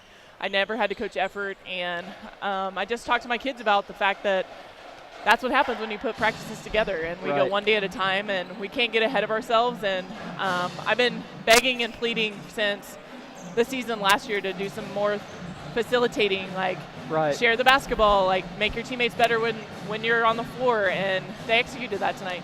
Yeah, we certainly saw a lot of that, and I always keep my chicken scratch stats up here, but I think I was pretty close. I had Caton and Landry combining for 29 of the 49. Of course, you'd like to know what you can get from them. They're a pretty good staple and reliable duo there. I feel like Aubrey and Kinsley Boss are going to be really nice for you this season. Yeah, I think they're kind of the X factor for us. Right. We've been begging them to kind of play strong. I don't think they've ever been asked to do that, and they're kind of in a hybrid position right now. I say post-play. The game of basketball is changing, and our offense has changed because of the type of kids we have. So they've really adapted to it. They've done everything I've asked them to do. Genuinely, they could be the X factor in how far we go and how successful we are this season. So they're exciting. They're stupid athletic. That's all I can say about them. Yeah, they absolutely are. And this is a team that I know most of these young ladies, and they'll do anything you tell. They're so easy to coach. Oh, absolutely. I have amazing kids. Yeah. Honestly, I never have to. Right. They get more squirrely and energetic than they ever do disrespectful. They have never been disrespectful to me, and they're a fun group to coach. They're silly and goofy, and they're fun to have in practice every day. And the things that they can do, their ceiling is there's no ceiling with this group. Right. So we've got to continue to work. There's some holes in our game, and we know about that, and we know what we need to work on. This first stretch of season is hard. We don't know anything about Bonner. We knew that they had graduated pretty much all of their scoring. Noelle left, went to Ole Miss, and we knew that they were bringing back some, raw talent, and we exposed that tonight. Next week, the Circle tournament is brutal, to be quite honest with you. Again, we don't know anything about those teams. Yep. We're not familiar with them, and going on the road for the first time is going to be a treat, but that's why we play it. We play it to get better, and that's right. We're going to do that. That's right. Well, hey, study up on those guys next week and go get them, Coach. We will. Thank you so much. Thank you. Head coach Brianna Vollmer of the victorious Lady Grizzlies. Thank you again, Coach. Speaking with us, 49-22 Lady Grizzlies start the season 1-0. 6.5 minutes until the beginning of the boys contest. So we'll kind of call audibles here, and we'll take a 1-minute break and come back with the Tank Connection pregame show of the boys game.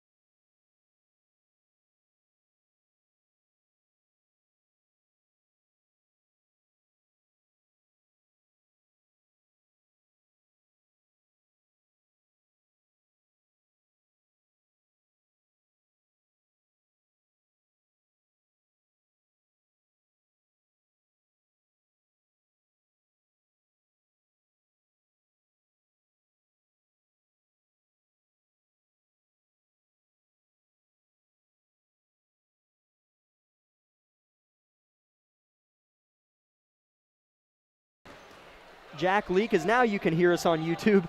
Jack Leak and Ian Harlow with you on the call. Ian, this is a Bonner Springs team that I tried to do some of the best research that I could. I'm not 100% positive on whether or not they bring back production or lost production. Some of that was a little foggy in what I looked at, but I know that last year our boys got thumped up there at Bonner Springs. But I tell you, Tuesday night I was impressed at the Jamboree with our squad, and I liked what I saw. Oh, yeah, me too, Jack. I'm expecting Hudson to have a big season. I mean, he's our 6'8" big guy. He'll have a great season this year. Xavier as well. I'm expecting him to have a good season. We have a lot of good young talent on our team, so I'm excited for that. I feel like we may come out to a rocky little start just to begin with, just to get things under control, but I think all together we're going to have a great season and very, very fun. Last year at Bonner Springs, the Grizzlies fell 79-45, and at the end of the first quarter, Ian, what you just said happened last year. At the end of the first quarter in Bonner last year to open the season, Labette County trailed 19-3 going into the second quarter. They trailed by 26 at half. That can't happen tonight. That can't happen in really any game, but you get the impression. Hudson Baker did not struggle to score the basketball last year against Bonner, though. He had 16 points on nearly 60% shooting from the field, and Joe Page, who is in attendance just a couple rows behind us, had 10 points, but of course he graduated. And Matthew Boyle had 6, Griffin Eaton had 8. So Labette County did lose a lot of the production that Bonner Springs had to play against last year, but they do bring back a couple guys. Yeah, we do. Kalen Street for Bonner scored 15 on us last year, and he's a quick, shifty point guard that we're going to have to deal with tonight. Yeah, and he can get up there too. Yeah, he can. So really, I know I'm talking all over the place, but both these teams have height, Ian, speed, and crazy athleticism. Yeah. Would you agree? Oh yeah, 100%, 100%.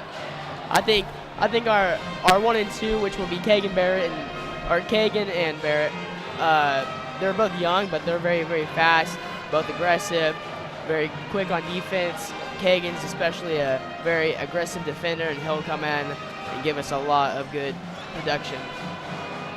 As there's certainly a lot of names that are familiar to the folks here in Altamont and the listeners of Grizzly Nation across the land, but there might be one name that maybe isn't too familiar to the ears of our listeners, and that is Briggs Knight. He transferred here from Cherryvale. I was told he kind of joined the team and got to know him a little bit in the summer, played some of that summer ball with him. He was one of the first names I went up to somebody and I said, "Who's that young man right there wearing number 23 for the Grizzlies?" Because he stood out. He started for Labette County in the second game of the Jamboree. Ian, you go to school with these guys. Yeah. Tell me what you know about Briggs. Maybe not personally, but as a basketball player. Well, he's a good kid. I'm just he's a not great where kid. we're He's going. not, he's not very talkative. He's a little shy. But no, on Tuesday at the Jamboree, Briggs was like phenomenal. He came off the bench the first game. Usually when you come off the bench, you're a little shy to shoot the ball, go to the rim. Briggs was not shy at all. He shot the ball. He made plays for us. He was smart with the ball, made great passes, and that's what we like to see off the bench. Second game he started, he played great as well. He's just an all-around athlete. He's going to be a great basketball player for us. As at the high school level, one of the most important positions is point guard. Yeah. If you don't have a point guard, it hurts your center, it hurts your wings, and it hurts your forwards. If you have a point guard, it makes your center that much better, your wings that much better, and your forwards that much better. And Labette County's got a few good point guards, and you rattled them off just a little bit ago. As starters for both teams have taken their shooting shirts off, Ian, if you would circle some of the starters that you see on the bench here for Bonner, I will go ahead and cover our Grizzlies. Starting tonight for the Labette County Grizzlies, it won't be in numerical order by any stretch of means. It goes on how I'm seeing them down there on the bench. It will be number 15, listed as 6'8", a senior, Hudson Baker. Number 3, a 6'4" senior, Xavier Phillips. Number 24, a 6'1" sophomore, standout safety on the football field, Barrett Heston. Speaking about standout football safeties, number 4, a 5'7" sophomore, Kegan Bates.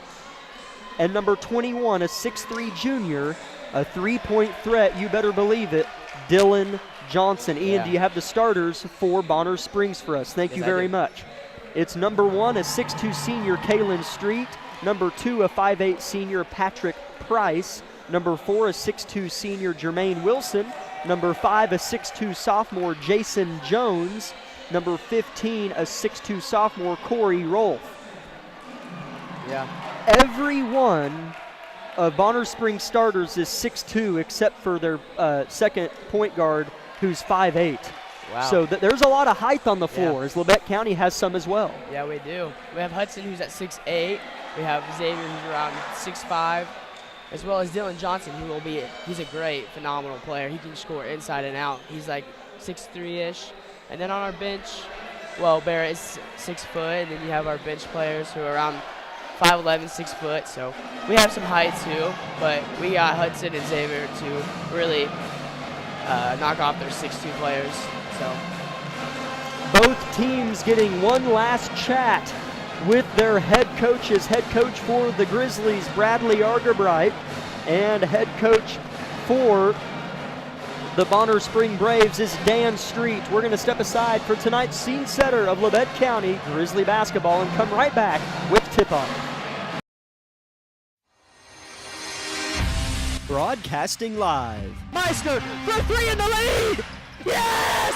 From the studio of KLKC Parsons, Wilson launches another 3, and it's pure for Shelby Wilson!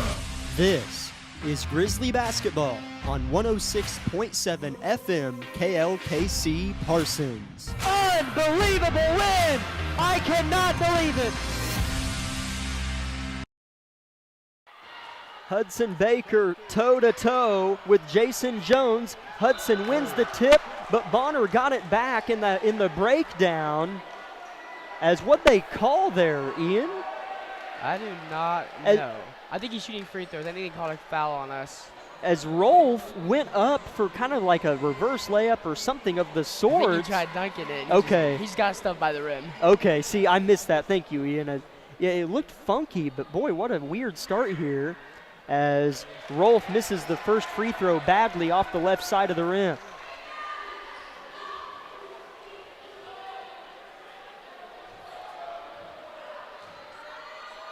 Rolfe's second free throw, no good as well. Rebound Xavier Phillips. Possession number 1 for Labette County underway, 0-0. Game just started.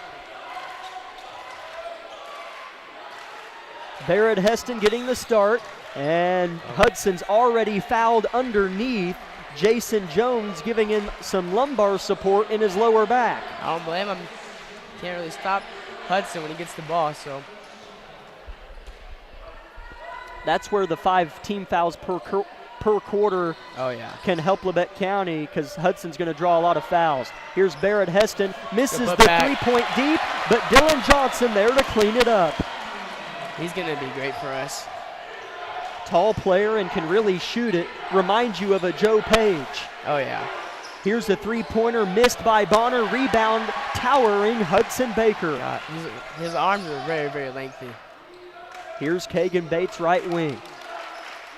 Defended mightily by Wilson. Gets it back. Bates in front of Dan Street, the head coach of Bonner. Baker double team short corner. Throws it to Bates and it rolls off of the fingertips of Price, the defender. It'll stay with the Grizzlies. This is going to be a fun one. Oh, yeah, it's going to be great. You just can't have too many turnovers in this or it's going to be bad for us. 1 minute into the game, 2-0, Grizzlies lead. Phillips, Euro step, they're going to call a travel. Turnover Grizzlies, their first of the game.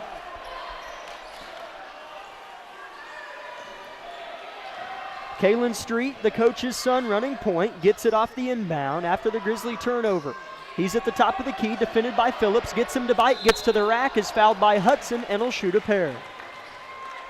Hudson needs to be careful around the rim because they're just going to drive and attack it every time. And if he gets 5 fouls, it might be tough for us. Yeah, as I mentioned, you know, Bonner has some height across the board, but nobody over 6'2". No. So Hudson, although Bonner's lengthy, they're not as tall. Yeah, Hudson makes up that ground at 6'8", so. Straight misses the first free throw.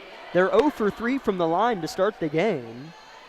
Yeah, that could very much hurt him in the long run. His second is perfect. 2-1, Grizzlies lead with their third possession of the contest. Here goes Phillips across the timeline. Finds Bates, the point guard. Across the court pass to Phillips, sheds a defender, shoots a three off the one dribble, it's perfect! 5-1 is the score. Xavier Phillips can stroke it.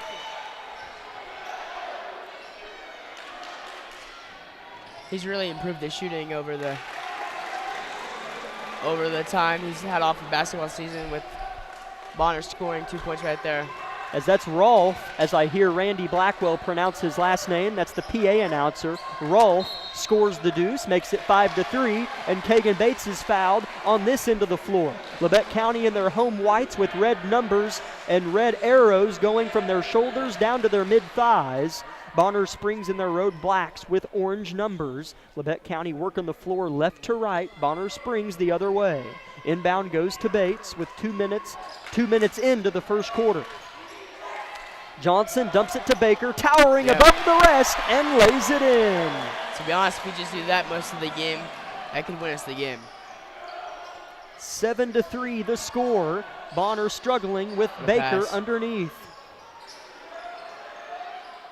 Street at the top of the key, elects to pound it. Flips it out of bounds. Turnover Bonner, Labette County ball. Timeout Bonner Springs. Coach Street doesn't like what he sees. 7-3 Labette County leads. 5:30 first quarter. We'll be back in 30 seconds. This is Grizzly basketball. With many years of combined experience, Eye Care Associates of Parsons has set the framework in providing comprehensive eye health examinations for all ages and routine vision care for families throughout the 4-state area. Our optometrists and staff provide remarkable care with state-of-the-art technology to help with diagnosis and management of eye health conditions. Give us a call or visit our website to schedule your next eye exam. Eye Care Associates of Parsons. Experience modern eye care.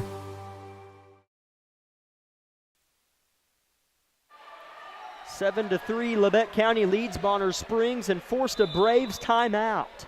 High energy from the Grizzlies so far. Oh, yeah. Here's Dylan Johnson way out in front. Left-hand layup is good, plus the foul! He flexes both his biceps and gets high fives all around. That is 9-3, Grizzlies that is not lead. An easy finish right there. Left hand contact and everything. What a finish. He's a tremendous free throw shooter. we did elk soup shoot against each other, and he'd always beat me, so. The and one free throw for Johnson is in and out. Rebound. Might have Jones. jinxed him a little bit. Hey, add it to the tally. The broadcaster jinx is a powerful thing, Ian. Yeah. Here's a turnover, a travel on Jones as the Braves are having their early game woes.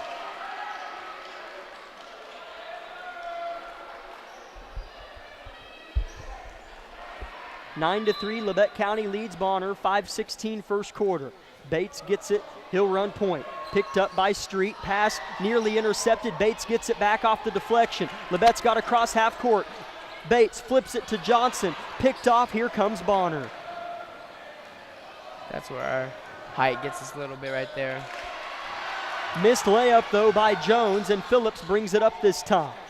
A little bit out of control, but slows down nicely. Bates short corner off the feed. Bounce pass. Baker leans, shoots, has it blocked. Fighting for it, and I think it was off of Bonner. He's going to call it off of Hudson. He didn't see, but you're right, Ian. It went off of Wilson. Yeah. Prior to Hudson landing on it, that is. It's all right. It's tough luck right there.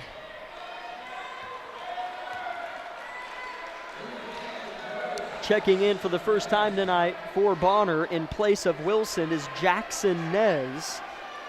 He's a 5'10" sophomore guard. Xavier Phillips wipes his cleats and gets ready to play D. A three-pointer is in and out by Price, and I mean in and out. Rebound Phillips. That went right in and right out. Barrett Heston tosses it to Xavier Phillips, top of the key. He drives in. Eurostep looks at Hudson. He goes up with it, makes it. He's just so tall and lengthy, you can't really do much against him. And he keeps it up high, and he's strong with it. What a shot. Straight lets a three-pointer fly and scores it. Kegan comes up the court with it.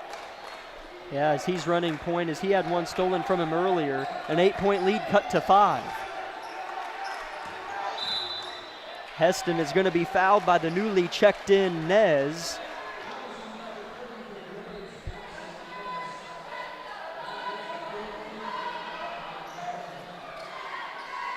Labette County will maintain possession, of course. That's 4 team fouls of the quarter on Bonner Springs with 3:55 left in it.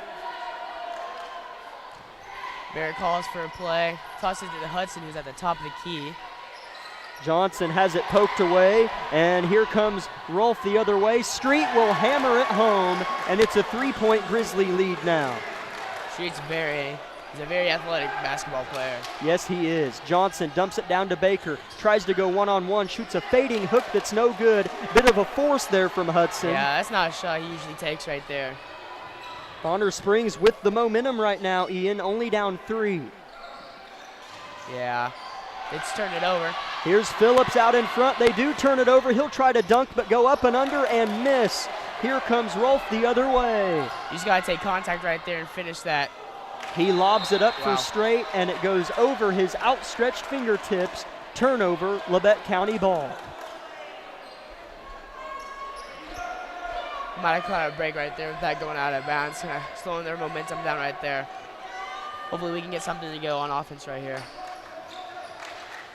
Here's Johnson, left wing, hammered by Rolfe. In the corner, they go to Xavier. Barrett Heston posting up. Baker on the wing as they try to bounce pass it into Bates. An interesting selection there. In a crowded room, it goes out of bounds off of Bates. It'll be Bonner ball.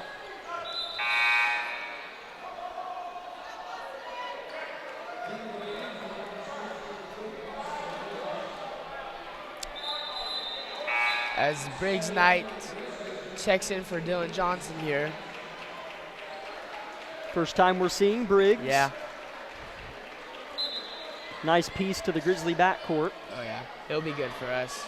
Excited to see what he's going to do in his playing time here. Street is feeling it, but airballs this one. It hits the nylon, as it was the three-pointer from the same spot that he made it just moments ago. He checks out of the game. The 5 on the floor for Bonner is Price. Wint, checked in as Boston Wint, Nez, Jones, and on the far side of the floor is Kalen Doss.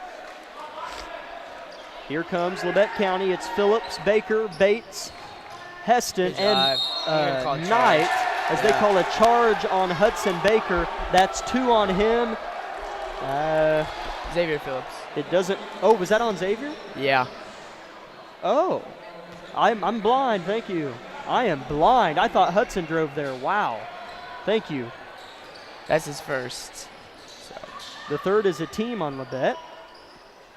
Underneath, getting the and one is Price, and he'll head to the line to try to tie this game.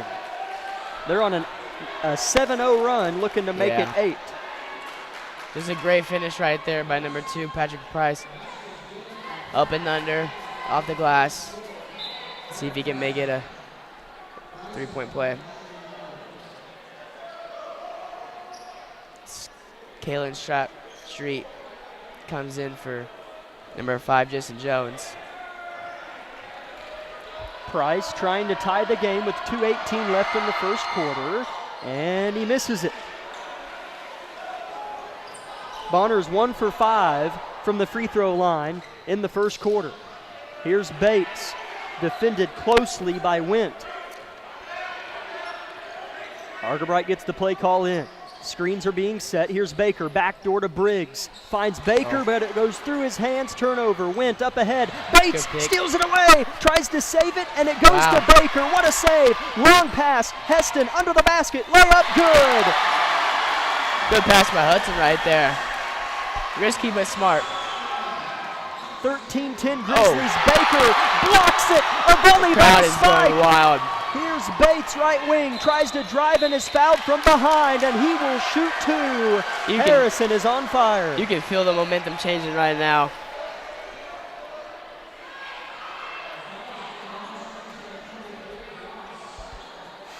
That goes on Doss, his first, and I thought it was the team's 5th.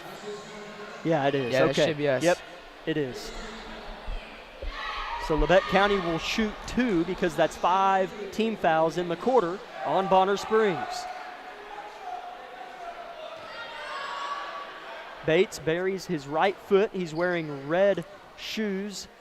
Looks well with his white jersey. First free throw, no good. Bates will get another crack at it.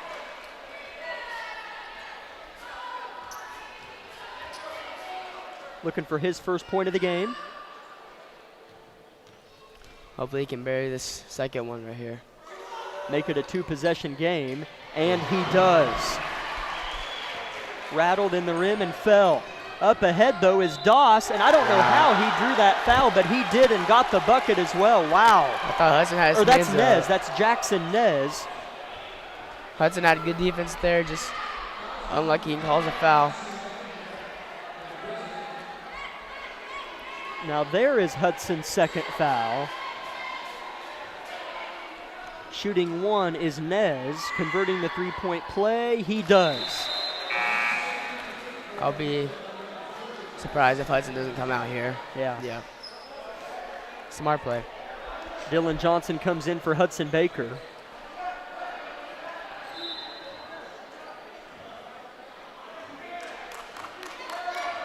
(14-13) Labette County with 1:23 left in the first quarter. Heston, right wing. Not much ball movement away from him. Here's Johnson, deep right side, in front of the Bonner bench. Bates at the logo, calls the play. Finds his buddy Heston. Looks to drive. He's double-teamed short corner, has nowhere to go, and is bailed out by a foul on Bonner Springs, and Barrett will shoot 2. As Coach Argerbright signals to Barrett, hey, you're shooting 2, as that new rule might take some getting used to. Definitely, if I was a player, it'd take some time to get used to. Hopefully Barrett can capitalize right here and drain both of these free throws. First free throw for Barrett is good. He works so hard. You know, he played football, works harder than you ever can imagine over the summer. Same way with basketball. Barrett Heston works on his craft. He plays a sport. He's dedicated to it. Yes. Works day and night at it. As Nolan Nash checks in for Barrett Heston here, this is the first time we're going to see Nolan coming in. Nolan Nash, he's an athletic kid. He's going to be great for us. as Barrett made both free throws. 16-13. Here's a three for Ty. No good. Backside rebound is brought down, and another and one is made by Boston Went. As Xavier was jumping for joy, Went leaned into him and got the bucket as well. High scoring first quarter.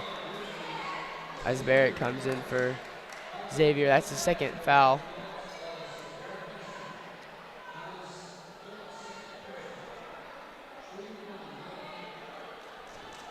For the tie, as Bonner's played from behind all game. They've been at the line a couple times to try to tie it, but can't do it, and they don't again. Went misses it strong. 16-15, Grizzlies in front, 47 seconds, first quarter. It has been fun. Nolan Nash with it. Impressive freshman athlete. Briggs Knight came here from Cherryvale this summer. Gets inside, kicks it to Bates. Head fakes on a three. Bonner doesn't fall for it. Bates surveys, find Dylan Johnson in the corner. Back to Bates. 23 seconds. Bates tries to go behind the back, loses it. Dives on the floor and saves it. Here's Knight. His pass is tipped, stolen, but Coach Argabright is granted a timeout, as I was not feeling that possession either. No. We'll be back in 30 seconds. Grizzlies in a fun one here at home. Unbelievable! Sparklight is unveiling unlimited internet for just $25 a month. Get reliable 100 meg internet for just $25 a month for 12 months with unlimited data. That's unlimited internet. Call 877-469-3057 or visit sparklight.com/savings. Sparklight, a new breed in high speed.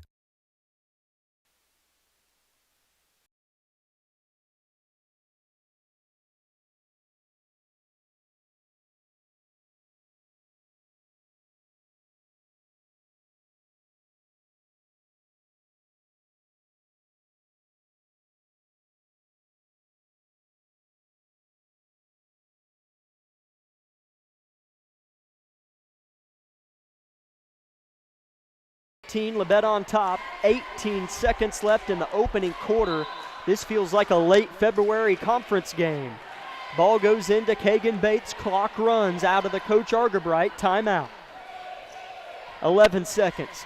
Bates dribbling with the left hand, back to his defender, now he faces. 6 seconds, here's the set play. It's not there. They go to the corner to Nash, 2 seconds. He has to put up a floater that's blocked, no foul, buzzer sounds, and that's the end of one.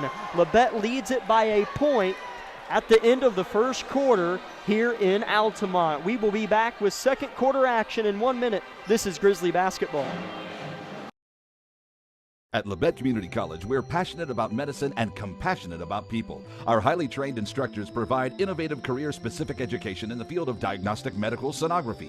Do you already have an associate or bachelor's degree in healthcare? Earn an additional certification in sonography. LCC offers a 12-month completely online program with a clinical component. In as little as 1 year, specialize in OB, abdomen, or vascular. For more information, text pound. Athletic kid. He's quick, fast. Here's Phillips, Bates, back doors, hook pass inside Baker, tips it out wisely, back to the sophomore who tried to throw it to him.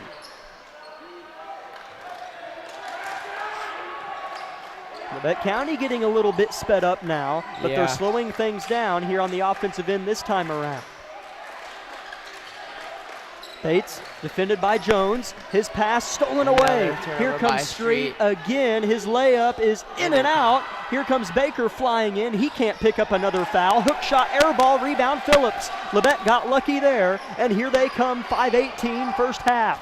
Bates switches hands, dunk down Baker, takes a dribble, leans, shoots, reverses, good! Good take by Hudson Baker there. We're down by one now. Three-pointer in the corner, short, rebounded by Jones. His turnaround jumper's missed as well. That's going to be a foul on Hudson, and that's his third. Wow. Argabright looks at his bench, scans his players with both hands rested on his hips. Hudson looks mad too. He's not very happy about that. I think he's wanting people to help him box out and get some rebounds. As Briggs Knight checks in for Hudson Baker here. He'll sit probably for the next 4:59. Oh, 100%. Arg's not going to risk losing him this early in the game. Labette down by 1, 4:57 to go in the half. Phillips gets beat, but a foul is called. As honestly, I'd rather the foul be called, as would Bonner's head coach, because he looks upset because his defender was going to go score. Oh, yeah. Or his man. I'm glad it was on the ground and not an and one. Yes. As Carson Lamb goes to the scorer's table and checks in for Xavier Phillips, is that his third foul as well. It is his third foul, Ian. Hudson Baker and Xavier Phillips both in foul trouble now. The bench that we brag about here is being tested big time. Left hand swerving shot off the glass is good from Jackson Nez. He can play ball as well. He has 5. Labette County without their 2 aces on the floor here. Heston, top of the key, swings at Johnson. Didn't pull the trigger. It's Johnson, Heston, Bates, Knight, and Lamb. Here's a backcourt violation. Turnover, Labette County. Yeah, Bonner's defense is tearing us up right now. We don't really know what to do. A lot of young talent out there right now. But if they're out there, I trust it. If Arg trusted, I trusted, so. That's right. As Bonner trying to extend on this 3-point lead. A 12-foot baseline jumper's no good, and Briggs Knight is fouled from behind by Bonner. That was Street trying to make a play. That was good boxing out by Briggs right there.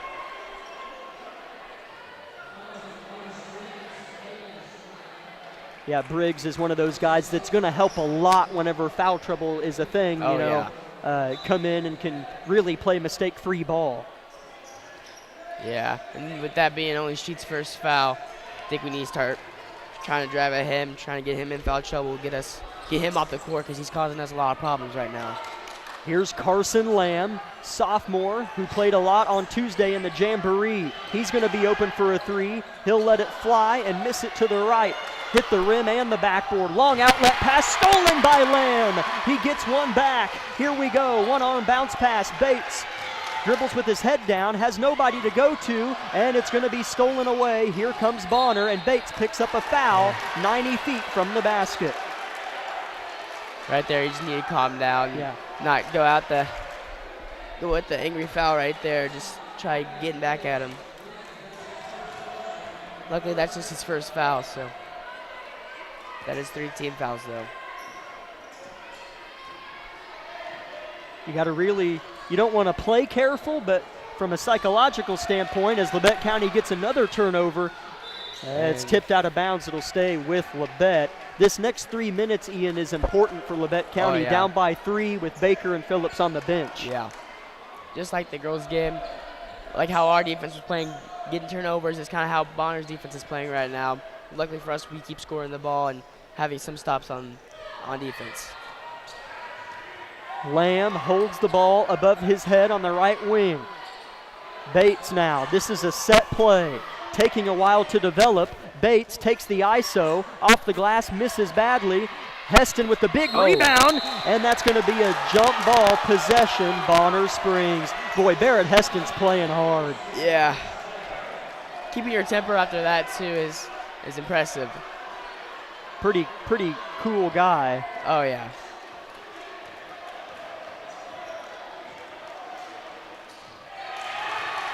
Carson Lamb almost gets a turnover. Yeah, another ball on the ground, and they're going to say it's Labette County ball. Rather than the jump, they called that the Bonner man was out of bounds. Wow. That helps us out a lot. Without question. Whenever you have those two guys, as Hudson and Xavier on the bench with 3, each possession becomes that much more valuable. Yeah. Oh, yeah. If we just turn that possession over every time, it's not going to help us win this ball game. Labette County with some ball movement around the perimeter here.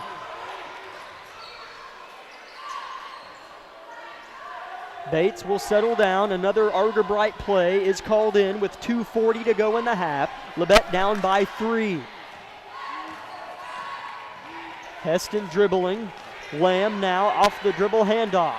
Bates given room, lets it fly from deep, and hits from deep. He better be careful and not get a technical, and he did. I knew that was coming. Too much there. As the ref was just staring at Hudson, or I'm sorry, Kagan. The ref was just staring at Kagan, who was making some hand motions that resulted in a technical foul after the sophomore tied the game with a 3. Yeah. Can't do as that. As excited as you get right there, you can't do that, especially with free throws, and then they get the ball as well. And as well as tying the game for us. Yes. Shooting the free throws is Jackson Nez. That is who Coach Street elected to send to the line. He's 2 for 2 from the stripe. As Nolan Nash comes in for Kagan Bates, and He'll get talked to a little bit. oh yeah, and Jason Jones comes in for Corey Roth. Second free throw is good for Nez. He's 3 for 3 from the line. And there's a 2-point Bonner lead magically back on the board, and they get the ball. Yeah, as was expected, Ark's down there giving Keg a talk. Tell him, hey, we can't have that.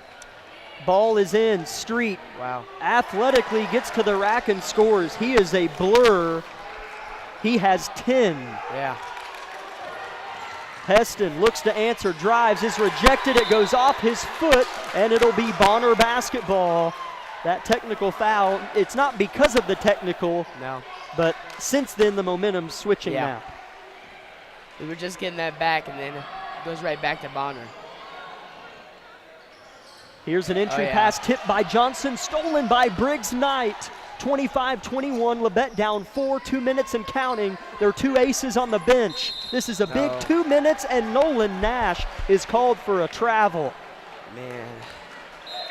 Just didn't get set as Kagan Bates comes back in for Carson Lamb. Minute 50 left in the half. 25-21. Bonner leads with the rock. Heston defending Oh, yeah. Street. Another turnover. Nolan No. Nash gets in a passing lane and is called for a travel again. It didn't look like he had possession of the ball, but I agree, he might have Wow. walked. This is very unlucky right there.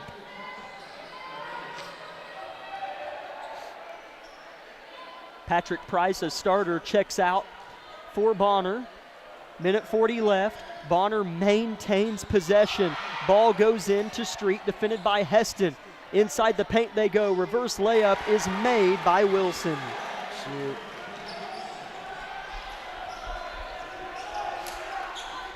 '90-second mark. Bates is back in for Labette. Picks up his dribble and finds Johnson. He's double teamed. Heston wants need a this. 3. In Oh and my out. gosh. Rebound. Nolan Nash goes up and will Good shoot rebound by Nolan right 2 there. after he got fouled. Man, Barrett Heston looks really smooth, Oh, yeah. as that 3 would have counted at Chuck E. Cheese as it went down and Yeah. out. Luckily for us, Nolan was on the other side getting that rebound, going up with it.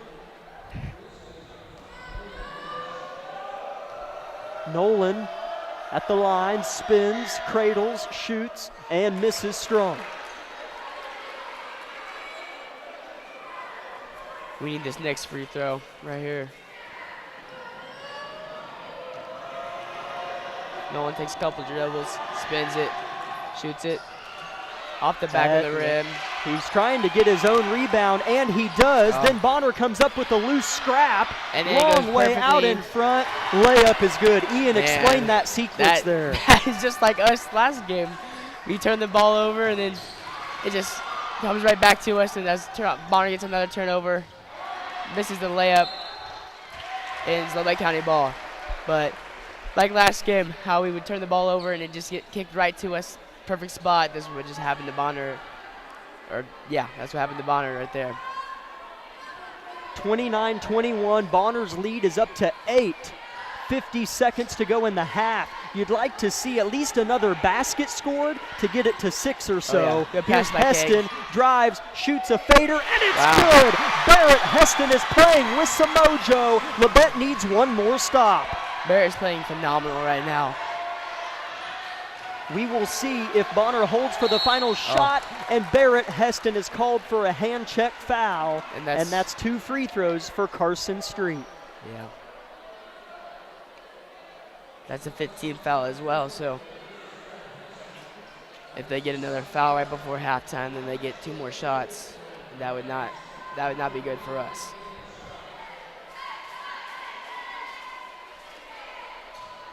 (29-23) the score with 27 seconds to go in the first half. Couple big free throws for Straight here. He puts it up, and it's too short, barely grazed the front of the orange rim.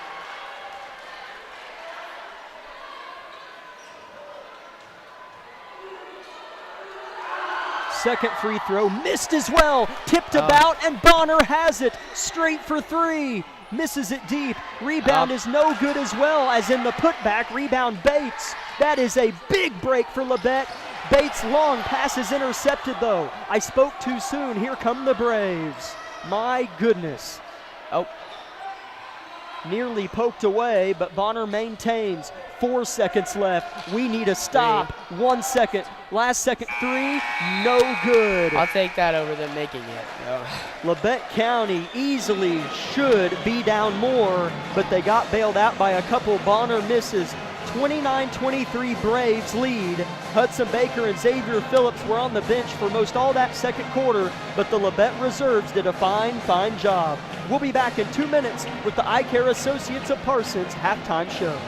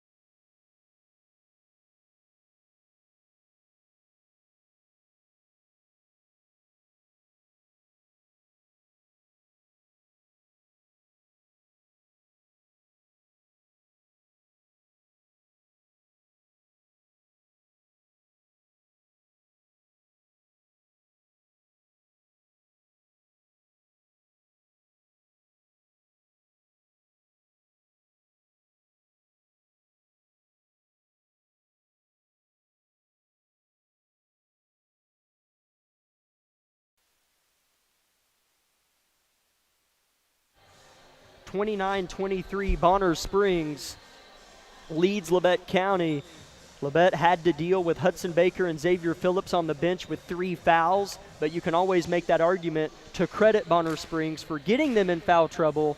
You know, those are things you can go back and forth on, but Bonner, I would say the score is about right. They beat us by probably 6 points, and that is what the scoreboard shows. Ian, tell me what you saw. Fun up and down. Yeah. It feels like this will be close come the fourth 100%. quarter. Yeah. I think if Bonner makes those first couple free throws, they'd be up by more, but thankful for us, they missed them. But Bonner's just been playing really great defense. They've been very, very active on defense, very quick hands. They're just getting turnovers from us, and we just got to protect the ball a little bit more. We can't have bad passes and get a little all jittery and have just fast throws inside and turning the ball over. On offense, though, on defense, we've been playing good. We haven't had our 2 big stars to help us on defense, and our size hasn't helped us either. But hopefully, second half we can turn it around a little bit and get defense working a little bit more. Offense less turnovers and get the ball moving around, get us some points on the board, and hopefully stop Strout a little bit more. He's been a really big killer for us. So if we can get him stopped, get our offense going, defense playing a little bit better, I think we'll be good, as well as box out a little bit better. Yeah, as that's the thing, Ian. You know, a lot of teams, if you know, their Hudson Baker and their Xavier Phillips is on the bench for basically the whole second quarter, you're thinking, man, we're going to get killed the rest of this quarter. Nope. With Labette County, you didn't really ever think that because they have a really nice bench, and sometimes it doesn't really feel like a bench. Some of these guys could start if we didn't have the guys that we do. So for us to be down 6 and feel like we should be tied, if not ahead, is a good feeling that you know, you should rest in peace with if you're a Grizzly fan, because you know, a lot of teams will be down a lot. So 29-23 is the score, just like the girls' game. I'm assuming he's going to come out with Hudson and Xavier in the game. So can't pick up a fourth right away. No. But you don't want to play like you have 3 though either. Yeah. Still need to be somewhat aggressive on defense and make smart choices so we don't cause that fourth foul and get out of the game right away. But as long as they play smart, I think we'll be all right.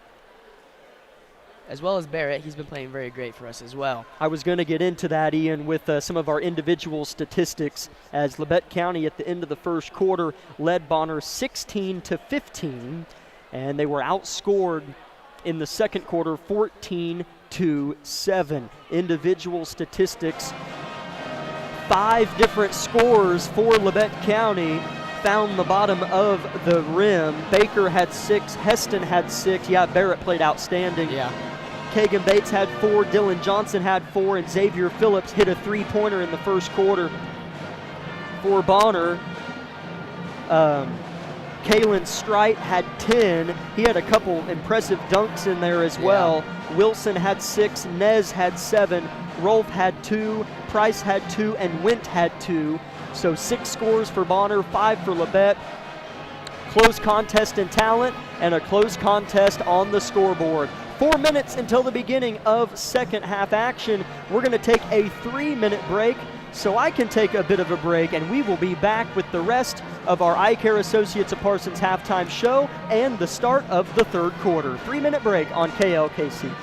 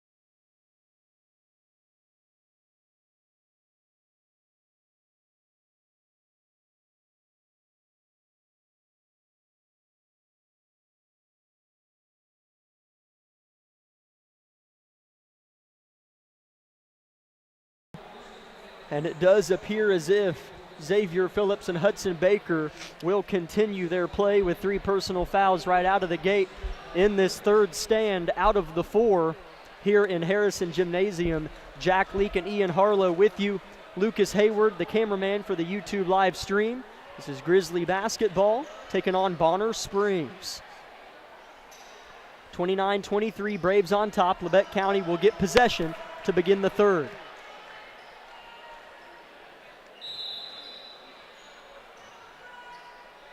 Ball is tossed in. Kagan Bates played what felt like the whole first half. He did get a technical foul as Labette County tied it. He hit a 3 to tie and then got a tech. Here comes Xavier Phillips, tries to use his length, has it blocked by Strite, and here comes Bonner Springs looking to get a double-digit lead. I'm sorry, they're 2 possessions away from a double-digit lead.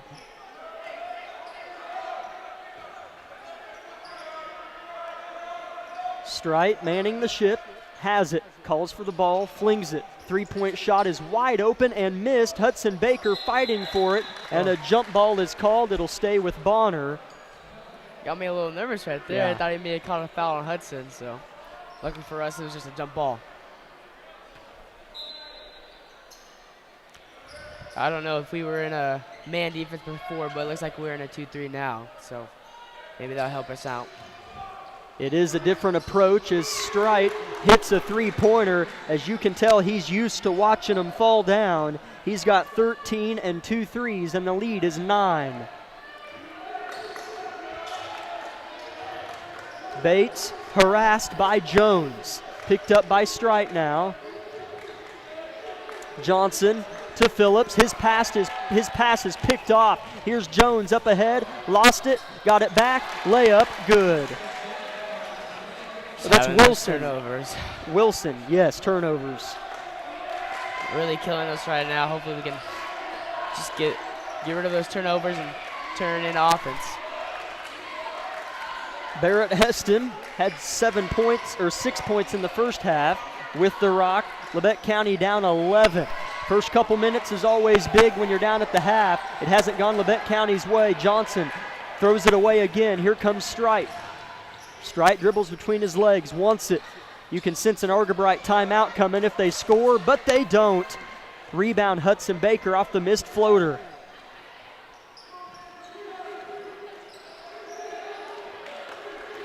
Phillips cradling the ball, his back to the defender while he's still dribbling, trying to find a way to go, nearly traveled. Hudson near the top of the key, calling for his wings to get moving. Heston left side snatches it. 4 out, 1 in. Hudson Baker isn't sure what the play call is. He gets it down low, working on Strite. They're trying to draw a foul on him, but it doesn't work, and Baker lays it right in. Oh, turnover. Kagan has the ball now. Here comes Bates. Did he pick a pass off Ian? I wasn't paying attention. It hit off of number 2, Patrick Price, and Kagan came away with the ball. They're going to say that foul was on the floor as it looked like Phillips was maybe in the act of shooting, but they say on the floor as Xavier looked to drive, and that will be that's the second on Jones as Phillips is getting ready to throw it in, throws it over the top to Bates. Labette down 9, 5:20 to go in the third quarter.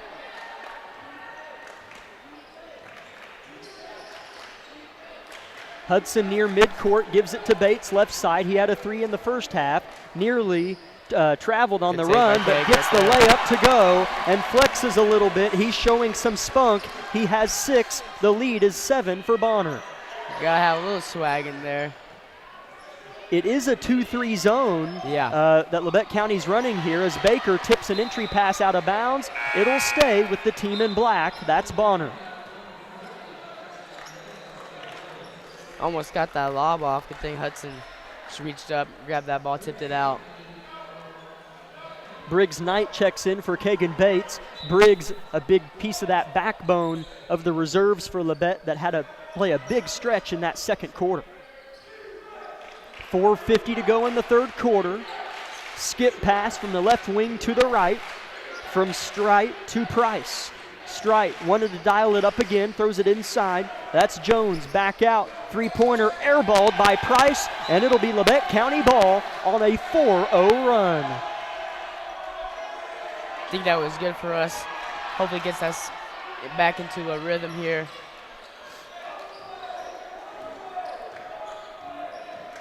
Mid-third quarter, as Phillips is fouled about 42 feet from the basket right at midcourt, as trying to plead his case is Rolfe.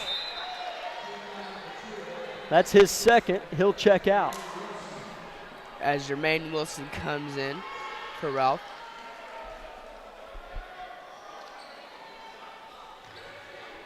You're doing a great job with those substitutions, Ian. That's something that I'm not the best at, so yeah, thank you. Thank you. As Briggs turns it over and jogs back, Argerbright might not like that lack of effort there after the turnover. Keg goes to the score table. Let's see what he goes in for. Price lays it in. Here's Labette trying to break some Bonner pressure, and they do. Johnson in the corner. He can shoot it, but didn't have a good look. Here's Heston up under, shoots, and is fouled. He will shoot a couple. Boy, Barrett Heston is kind of, sort of a mismatch. Because what is he? Is he a 2, a 3, a 4? He's built like all of them. I don't know. Bear's just in there, gets the ball, trying to find a way to score, keep us in this game, and that's what he's doing. I'm going to guess Keg's going to come in for Briggs. Barrett misses the first free throw strong. He went 2 for 2 in the first half. Yeah. Keg and Barrett come. Keg comes in for Briggs.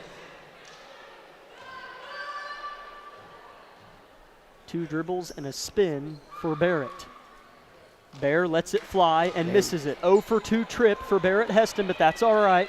27-36, Bonner, 3:55, third quarter. Haven't been a lot of stoppages of play. Here's a three-pointer dialed up and missed. And it's rebounded by Hudson Baker. Tries to find a point guard, and a foul is called on Bonner. As Ian, you were pointing to the other end of the floor, as there were 4 Bonner players on this end. Hudson had 4 people around him. I mean, there was one guy down the court. We just threw it down. I think we could have scored there, possibly give us some momentum. Luckily for us, it's our ball still. Skagen takes it down the court. Tries to get a hedge on Wilson, but Wilson, a solid defender. Here's Heston with an edge. Tries to draw a charge, and they call it. Or trying to draw the charge was the defender, I should say. And they granted him his efforts. Argerbright flirting with a technical of his own with the official across the court, who's still staring at Coach Argerbright, wearing red, as is his face. Yeah.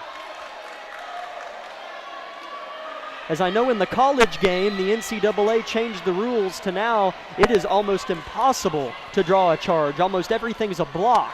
Apparently that didn't copy and paste to Keisha. Nope. As a three-pointer is daggered on the other end by Wilson. That hurts a little bit. Yeah. As Bonner goes up by 12 now, hopefully we can get a score in right here. Skagen has the ball.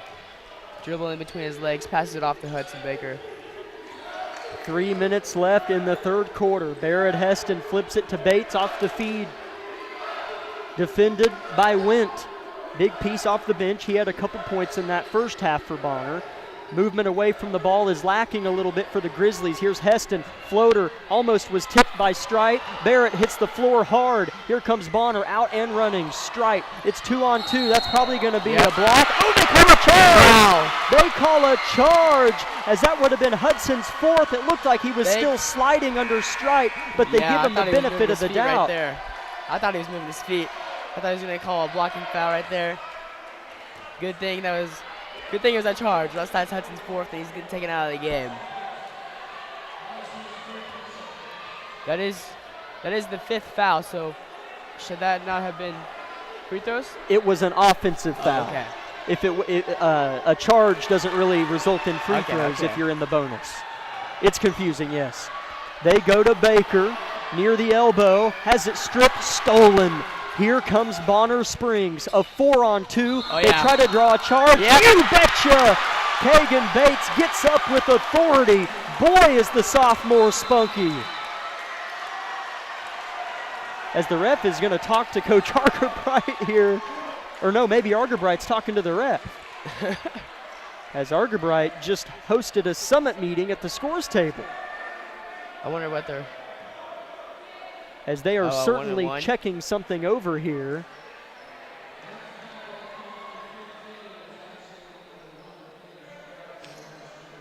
I can't understand what they're saying here. No, I don't read lips either. It's especially hard to read lips when the person's back is to you. 27-39 the score. I think Kagan was just asking if he shoots or not. Okay. As Price is over there hyping up the student section, trying to get us back into this game. As we are down by 12 with 2:15 left in the third quarter. Still plenty of time left. Hudson and Xavier haven't picked up a foul. Phillips launches a three after a pass fake. That's always hard. He misses it. Here comes Strite. Gets by Heston. Bounce pass is going to be called a kick ball. That's something I have a bit of a plea with. I feel like if someone throws a pass and it hits you in the foot, that's not a kick ball. That's a bad pass, and it should just let the ball play. Strite with the three, misses it. That would have been a big-time nail. Oh, yeah. But rebound Xavier. Here comes Labette, thirsty for points. Baker on the block, trying to get what he wants. Hooks left, off the glass. Bucket plus the foul. Labette County needed it, and they got it. That's just what we needed right there in that moment. Hopefully Hudson can get this three-point play right here. Get us back in with the 9. He's up to 10 points on the evening. Get it to single digits indeed, Ian.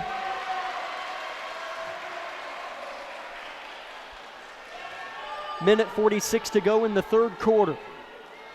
The and one free throw for Hudson, his first free throw of the game. Winds it up and hits it. He's definitely been working on that. Big minute 40 here as Labette's down 9, playing some defense. Bit of a trap here, giving Bonner fits. It was Went. He didn't have anywhere to go. He's playing catch with his fellow point guard, Price. Went, flinging it around, elects to go to Jones. Entry pass tipped, nearly stolen. You gotta be careful. Three-point wide open for Price. Misses short, put back, missed as well. Rebound Hudson Baker. Outlet pass to Kagan Bates. Off a Hudson screen. Bates tries to cradle, kicks it. Oh, yeah. Johnson for three. Misses, hit the rim twice. Bonner springs out the other way. Open three-pointer for Went. Short, died off the front of the rim, but it was rebounded. Here's a tip pass stolen. Phillips, a 2-on-4. He's still dribbling. And finally throws it to Bates. Let me catch my breath. Thank you, Coach Argabright. He calls a timeout. Labette down 9. 40 seconds left in the third. We would like to thank Labette Community College, Forbes Hoffman Funeral Homes, Clemens Insurance Agency, Labette Health, Woodworth Enterprises, Carson Wall Funeral Homes, Commercial Bank, Eye Care Associates of Parsons, Labette Bank, the Bartlett Co-op, Labette Center for Mental Health Services, Community National Bank, Tank Connection, Wood Insurance Center, USD 506, The Corner Store, and Olson Ace Hardware, as well as SEK Orthopedics, Doctors Mosier, Meister, and Morris. Labette County needed to pick up some momentum there in this final 2 minutes, and they've done it. They have the ball down 9 with 40 seconds left in the third.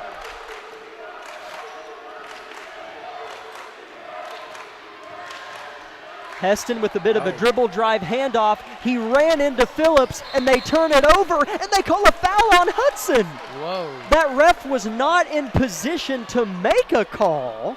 If it looked like one, you can't just assume, as he was 15 feet behind the play, and it looked like a clean poke out. That's 4 on Hudson with 30 seconds left in the third. Yeah, Nolan Nash will come in for Hudson as he will take a seat on the bench.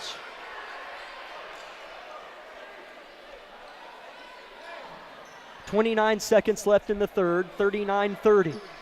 Bonner with the lead. Now the Braves get the final say of the third quarter.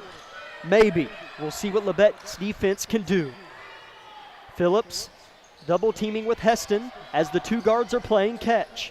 Labette County went into a zone this half. Here's a fader that's off. That was an awkward shot. Rebound Bates. Labette's got 8 seconds. That's plenty of time. He's got to throw it. He does. Johnson has to save it from going out, and here comes Bonner. 1 second. Bounce pass goes out of bounds, and the buzzer sounds.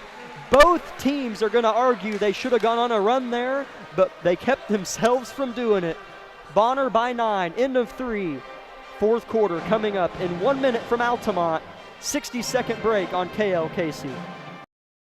Hi, I'm Shelby, one of the pharmacists at Bowen Pharmacy.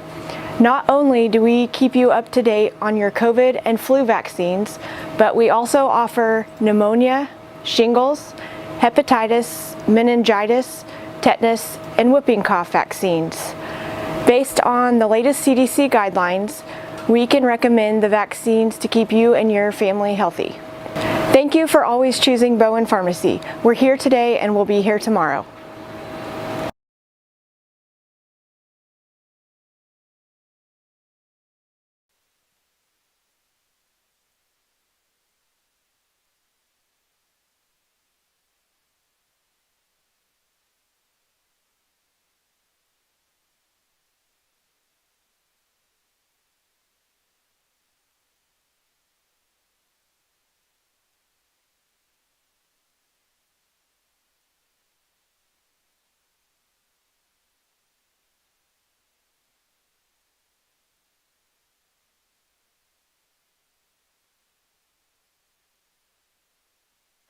Labette County trails Bonner Springs 39-30. Fourth quarter is about to be underway as Labette County will have possession as the possession arrow favored our Grizzlies. Here we go. Bates, bounce pass to Phillips. Hudson Baker on the bench with 4 personal fouls as Phillips dribbles and just loses the football, and a travel is called on Price, who stood up from the ground with the ball. Yeah, I don't know what he was doing there. Maybe he forgot he had the ball, but he just stood up right with that ball. Just walked with it. This last 7:45 right here is big for us. We gotta start scoring. Phillips is going to be fouled by Price. Although that was a foul right there, we can't have those passes. It could have been a turnover. They could have scored right there. That's well said, Ian. Is the turnover? It feels like Labette's close to going on a run, but then there's a thing called turnovers. Yeah.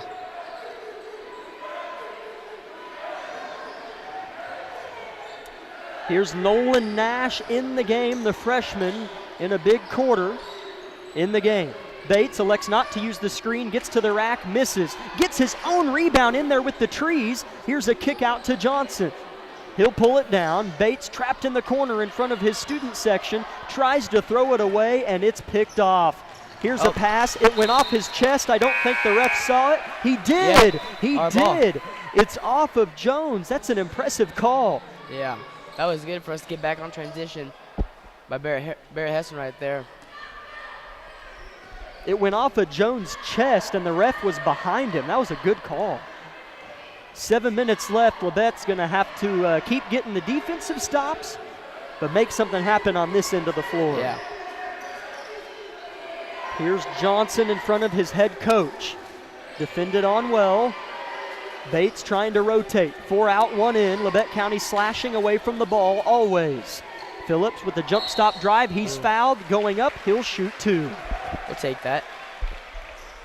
Definitely good drive right there by Xavier Phillips. Getting to the basket, trying to make something happen. Draws the foul. Looks like Ark's giving a talk to Hudson, maybe saying when he's going to put him in. Phillips holds the ball against his ribs on the left side of his body. Now he adjusts, fires, and misses. Checking in for Bonner is Rolfe. He'll check in for Wilson. I don't know how many fouls Stroud has, but he's been on the bench so far, and it's really been helping us out because he's been electric for the offense for Bonner. Xavier misses the second. Opportunity after opportunity. Coming up empty is Labette County.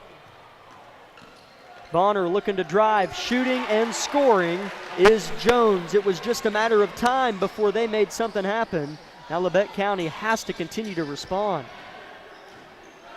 Phillips is going to just take the offense on his back here, drive, and get fouled again, and find himself at the line for a free pair again. It's kind of all you can do right now. Nobody else can score the ball, so just trying to take matters into his own hands and make something happen with it. Hopefully he can capitalize with the free throws and make one or two of them as he misses the first one. Xavier 0 for 3 on free throws tonight. Shot them all in the last 2 possessions. Jack, I think we'd be closer into this game if we made these free throws. I agree. As I'm looking at it, my scorebook here, and I see a lot of empty circles. He misses the second as well, and here's a bucket plus the foul for Jackson Nez, and now things are starting to look gloom for Grizzly Nation. As Hudson and Briggs go check in for Nolan Nash and Dylan Johnson. So Hudson has 4 on him right now. He has to play very careful or he's going to foul out, and that could not help us out at all. The and one for Nez is converted. He has a quiet 10 points on the night. Labette down 14 with 6 minutes left in the game. They have the ball. Here's a backdoor for Phillips. Finds Baker. He'll lean, shoot, and miss a bunny. It's tipped around, and Bonner Springs has it. Good job by Hudson there, though, by keeping his composure, not trying to draw a foul after missing that layup. Yeah, without question. He's on the ball now. One dribble and a kick from Jones. Good ball movement here for the Braves. Obviously looking comfortable to burn a little bit more time here down the stretch. As this pass is nearly stolen as Phillips tries to track it down and can't quite get it before it tumbles out of bounds on the west end of Harrison Gymnasium. Bonner will inbound all the way down on the other side of the court. Long inbounds pass is collected. Here's Doss with a kick. Nez, dribble drive, shot, blocked off the glass. Hudson Baker gets a block as it bounces off the glass. Here comes Labette County. Heston, near travel, gets to the rim, shoots a fader and misses it. A rushed possession there for Labette County. Could have slowed it down, try to get a better shot. Down 14 a little bit. On defense, trying to make something happen. Get a stop here. A dagger for Nez is connected. He can play. Yeah. It didn't seem like it, but he's been under there getting those rebounds, those second chance shots, and putting them up there. And then off the three-pointer, he's just making them. He's making us pay for all these turnovers. Now the lead for Bonner is at 16. I wish we had live stats because I would know, but I think Labette County is on a heck of a scoring drought right now. Yeah. They have not scored in the 3.5 minutes of the fourth quarter as Baker tries to and misses again. Good shot, though, from Hudson.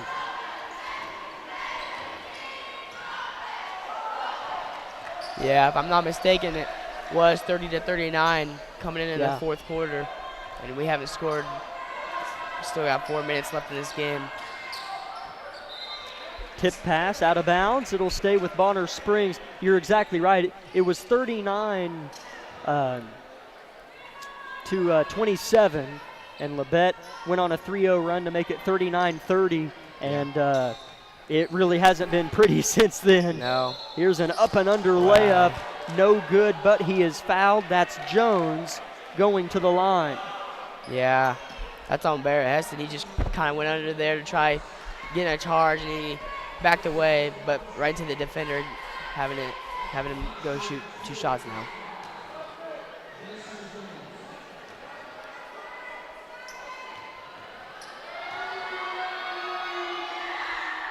The free throw is good for Jones.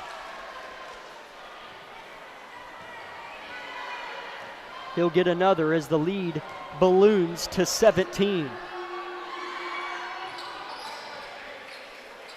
Misses the second. Outlet pass is tipped. Xavier tips it again and traveled. He wanted to push the ball up the floor, but had a last-second thought and pulled it down. They've been the story. I mean, empty possessions, but a lot of them have been because of turnovers. Yep. In both games, girls and boys, turnovers was the big factor there.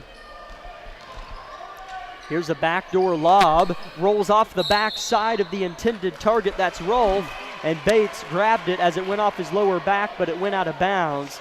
It'll stay with the Braves this time. A couple subs for Coach Strite's team. Kaylin Strite checks in, as does Patrick Price. Those two get Boston Wendt. This is Strout's first time being in the fourth quarter, and they don't even need him to score right now. Yeah, we just can't stop him. Yeah, you're right, Ian, as he only has 3 points in the second half. Here's a attempted tomahawk dunk by Wendt.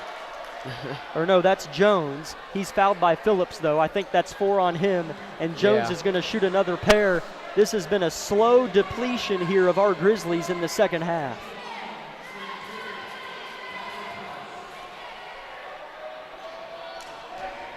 Down 17, Jones misses his first free throw. Takes a deep breath. And buries his second free throw. He's 2 for 4 from the line, but that's in the back of every fan's mind right now if you're a Grizzly fan, because you're down 18. Baker gets fouled as he's looking at his left elbow. Must have got hit pretty hard as Strite came in, and he's on the floor with his head in his hands just laying down. Appears to be in quite a bit of pain as perhaps Baker's elbow hit him in the head. That's my best guess, because Baker's holding his left elbow like he's hurt, and now Strite gets to his feet. That would hurt. Good to see that he's all right.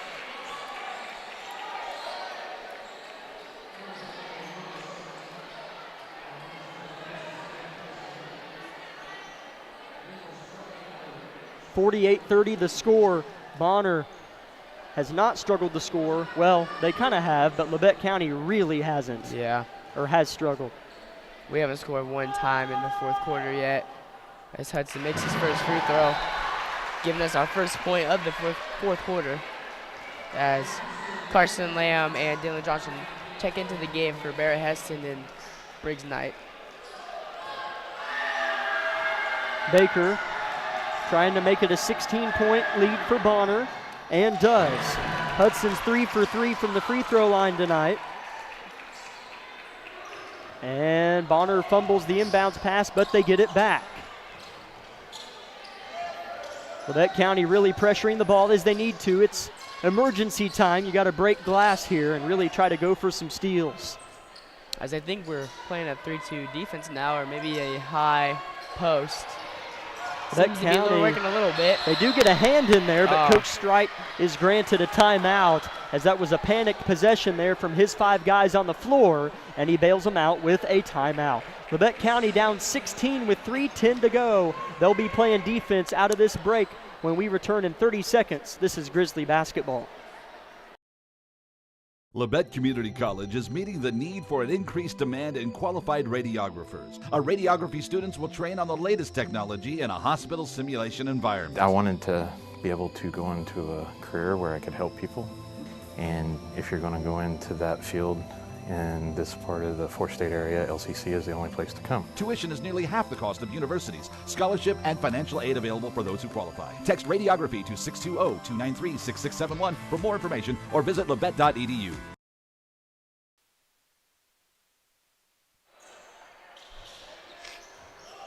Three-minute mark is approaching as Labette County is playing some desperation defense here at home.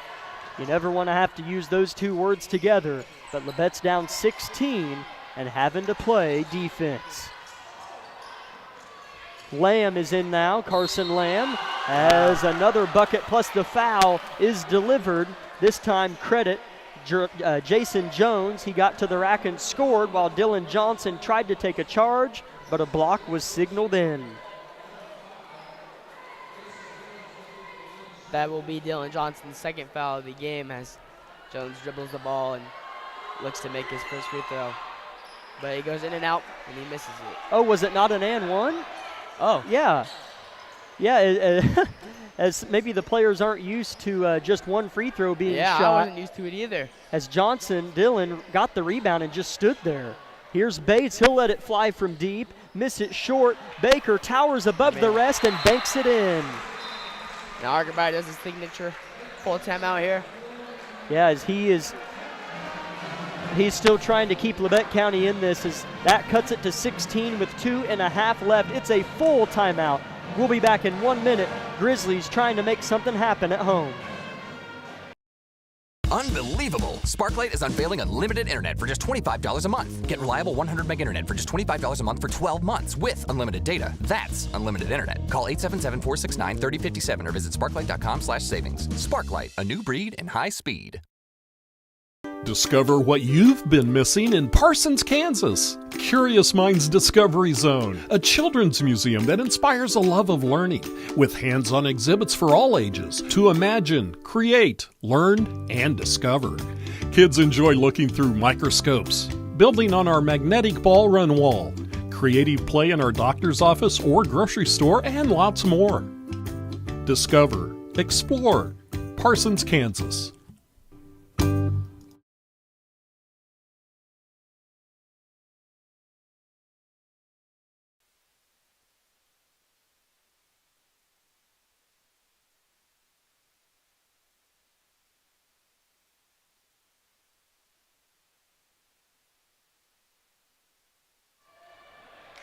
Bonner Springs throws away the inbounds pass. So Labette County with a gift. They just scored a Hudson Baker banked in shot, and they immediately get it back. Phillips throws it into Dillon. Down low they go to Baker. That was almost a hook and hold, as he's going to shoot, I think, 2 free throws, as that's the 5th team foul on Bonner Springs.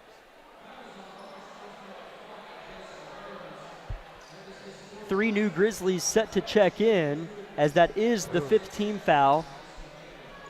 That is Jason Jones' 4th foul of the game.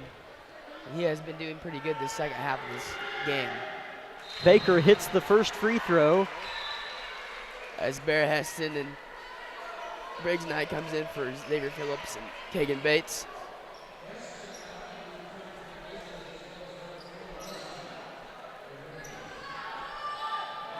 Hudson with 16 points, looking for 17 right here. He airballed it short and just kind of grimaces as he walks back to the other end of the floor. He'll come out. Nolan Nash checks in. I think what Arg's trying to do here is get a fast working defense, trying to get this ball, get a steal, and score off of it. Goes into Rolfe, double team. They get out of it in the hands of Wint. Pass up ahead, Wilson. Wint still has it at the point. Tosses it right side to Rolfe, and Rolfe is fouled, as that's going to go on Dylan Johnson, and that will be 2 fouls for Rolfe. Yeah, and they shoot. That's the 5th team foul, so he'll be shooting 2 now.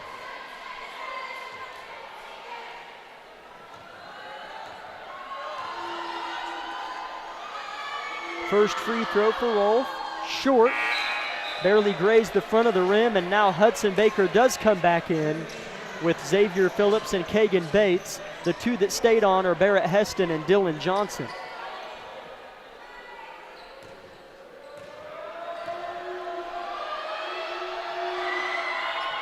Second free throw is good for Rolfe. Yeah, you mentioned Jones earlier. He has 6 points, which is more than what Labette County has in the 4th quarter. He's been a big part, or he has 6 points in this quarter and in the game in total. Yeah. Here's Baker backing down his man. He's blocked at the summit, but a foul is signaled in. As Briggs Knight, Carson Lamb, and Nolan Nash go back to the table and check back in. And Xavier and Kaig will come out, and I am assuming Hudson after his free throws. As Hudson misses the first free throw. You talk about playing chess. That's what Coach Argebright's doing. I mean, he's just trying to kind of play around some foul trouble, use defensive players, and then bring in the offensive. You know, he's really playing technical here. Smart. 2 minutes remaining left in this fourth quarter as Hudson misses his second free throw. Bonner comes away with the rebound. Labette County trying to get a steal here, of course, down 16 with the minute 50. Hudson gets in a passing lane and gets the steal. Carson Lamb will bring it up. He'll throw a right-hand hook pass to Hudson. Heston was eyed down but didn't get it. Lamb lets a three fly, almost went in. Baker couldn't come down with the board. And Bonner Springs now coming the other way with 90 seconds left. Here's a three-pointer put up, in and out for Wilson, the shooter. And Briggs Knight is going to come up the floor. They got to start with making the rock. points now. Here's Baker underneath, off the glass, misses it, got his own, and is fouled on the attempt, and knows he maybe coulda, shoulda had one of those. Oh, as Hudson goes down, his ankles. I think he was holding his ankle. He may have twisted it. That or maybe that or a cramp. I don't know. As he's kind of stretching here near midcourt. Maybe a calf. We're getting a free Hudson Baker aerobics program down here below us.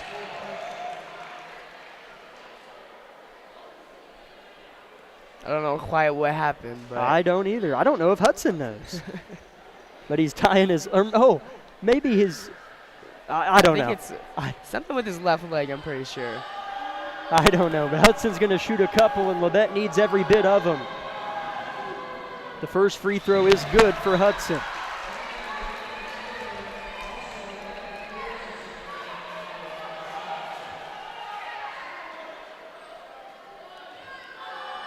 He's 5 for 8 from the line, trying to hit 6 for 9.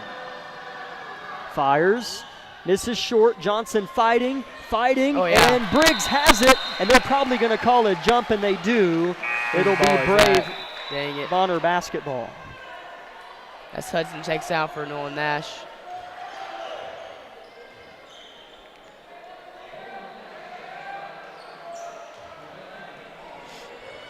Set to throw it in is Nez. Entry pass tipped around. Briggs Knight has it.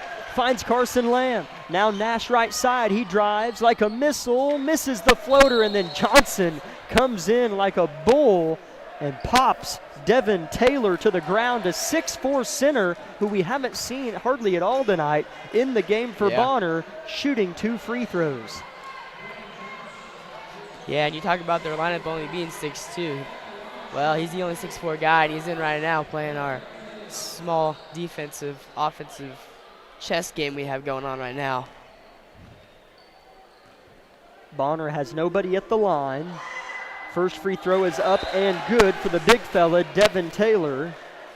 As Hudson Xavier Kagan come back in.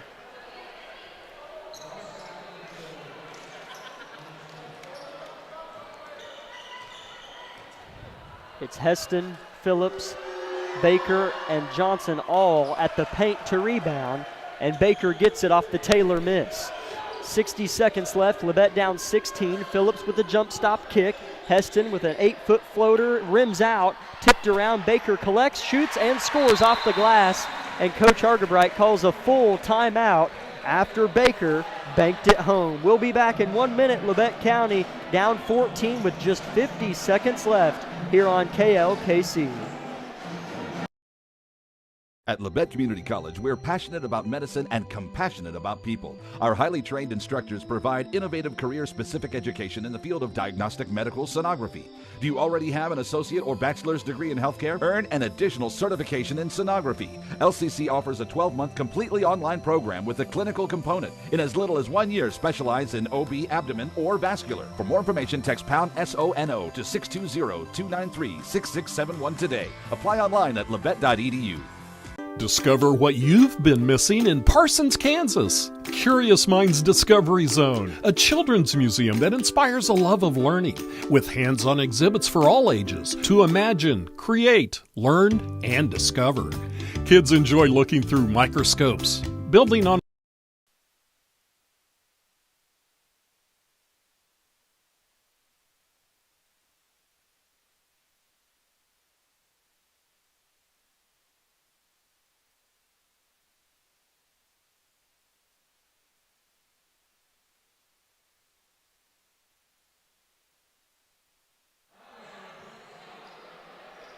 Briggs Knight picks up a foul as Labette County was going for a steal in the full court pickup. Jackson Nez shooting a couple. He's 4 for 4 from the line tonight. Takes one dribble and lets it fly and connects.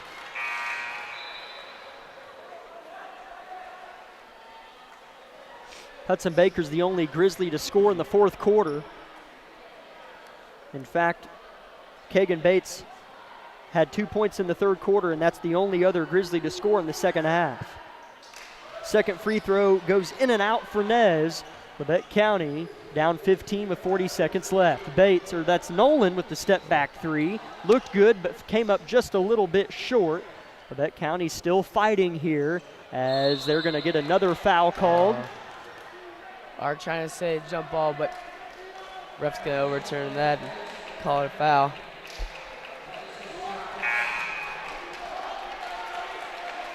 Carson Lamb's going to check in for Kagan Bates, who just picked up his 5th personal foul.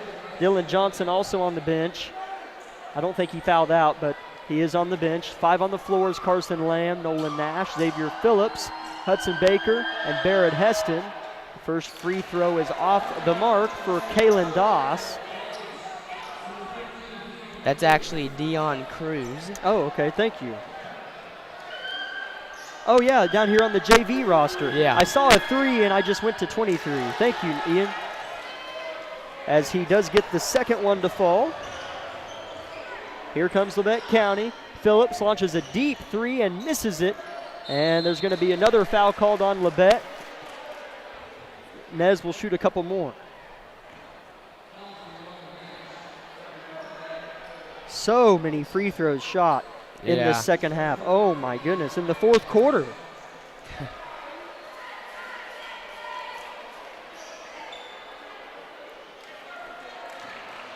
That's what it really came down to this game, was free throws. We can make them, and tonight we just couldn't get them down.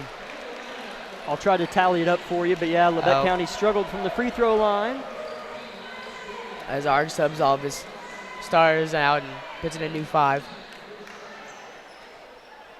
Carson Blake's going to go in, as well as Maddox Dewey, who played fantastic in the JV game before our varsity doubleheader tonight.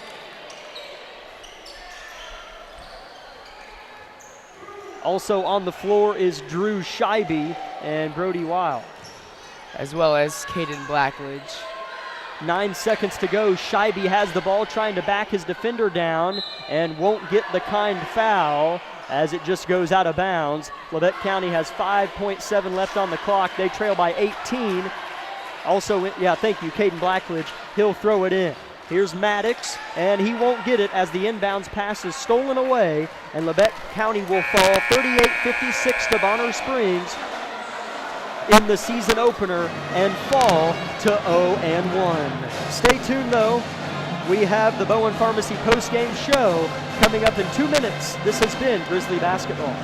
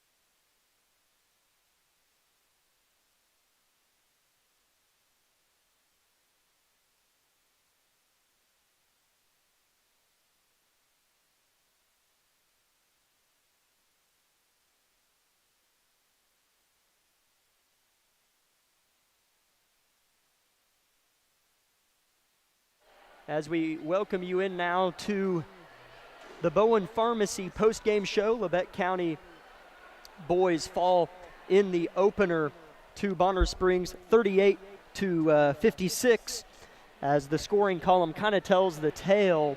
But before we get into that, Ian, I always like to get your initial thoughts. I know you mentioned free throws and turnovers a lot, and you're right on. Yeah. I think in the first quarter we played pretty good. It didn't seem like we had that many nerves or anything going into the game. Second quarter was a little more rough. We went down at halftime 23-29 if I'm not mistaken. Then the third and fourth quarter just went downhill. We couldn't really score the ball, turned the ball over a lot. We didn't look like the same as we did in the first quarter, and that really defeated us in the game. Just 5 field goals in the second half in all for Labette County, and in the first quarter alone, they made 6. At the end of the first quarter, Labette led 16-15. You know, it felt like a game that, if anything, favored Labette, but you knew it was going to be close. But final score wasn't so much. It was that second half. You're right on there, Ian. Yeah. Labette County had just 15 points in the second half total, where Bonner had 27. And even that second quarter as well, Labette County kind of laid an egg offensively. Yeah. You held Bonner to 14 second quarter points. That should be something that you can take and run with. But when you only score 7 in the second quarter and third quarter and 8 points in the fourth quarter, it's hard to beat a lot of teams, especially one like Bonner. Yeah, it's hard to win a game, especially, well, people that really, played pretty good, though, that I thought Barrett Heston played good, although he may only had, 6 points or something. He played phenomenal if you watch the game. Hudson Baker, second half, started to come alive more. He started scoring points for us, but it came a little too late in the game, and it didn't help us to that victory. Individual scoring totals here for you. Hudson Baker with a nice night, even with some foul trouble and on the bench for a lot of the game. It felt like not quite half the game probably. 19 points for Hudson Baker, and then after that there's a pretty big drop-off. Barrett Heston with 6, Kagan Bates with 6, Xavier Phillips with 3, and Dylan Johnson with 4. For Bonner Springs, they had plenty of different scores. I'll just name the top ones. Nez had 16, Strite had 13, and was not on the floor a lot in that second half, and Wilson had 11. Yeah. So a really good, talented, deep Bonner Springs team, as you can typically anticipate. Came in here tonight and got a nice win over a Grizzly team that I looked still to be quite lethal. This team's ceiling hasn't lowered and their floor hasn't lowered after tonight. The same thing happened last year, and Coach Argabright and his teams always seem to not play bad ball early, but they play their best ball late, and that's what good teams do. Yeah, like I said at the beginning of before the game started, I said that we'd start off a little slower and work our way up this season. I think this team has a lot of great talent on it. I think we're going to be good later on in the season. Yeah, without question. Too many good pieces not to. We're going to hang around. We're take another break and see if Coach Argabright makes his way up to us. I know we kind of chattered through that fast. He still might be talking with his crew. But let's take a 2-minute break and see if Coach Argabright comes to join us on the Bowen Pharmacy postgame show.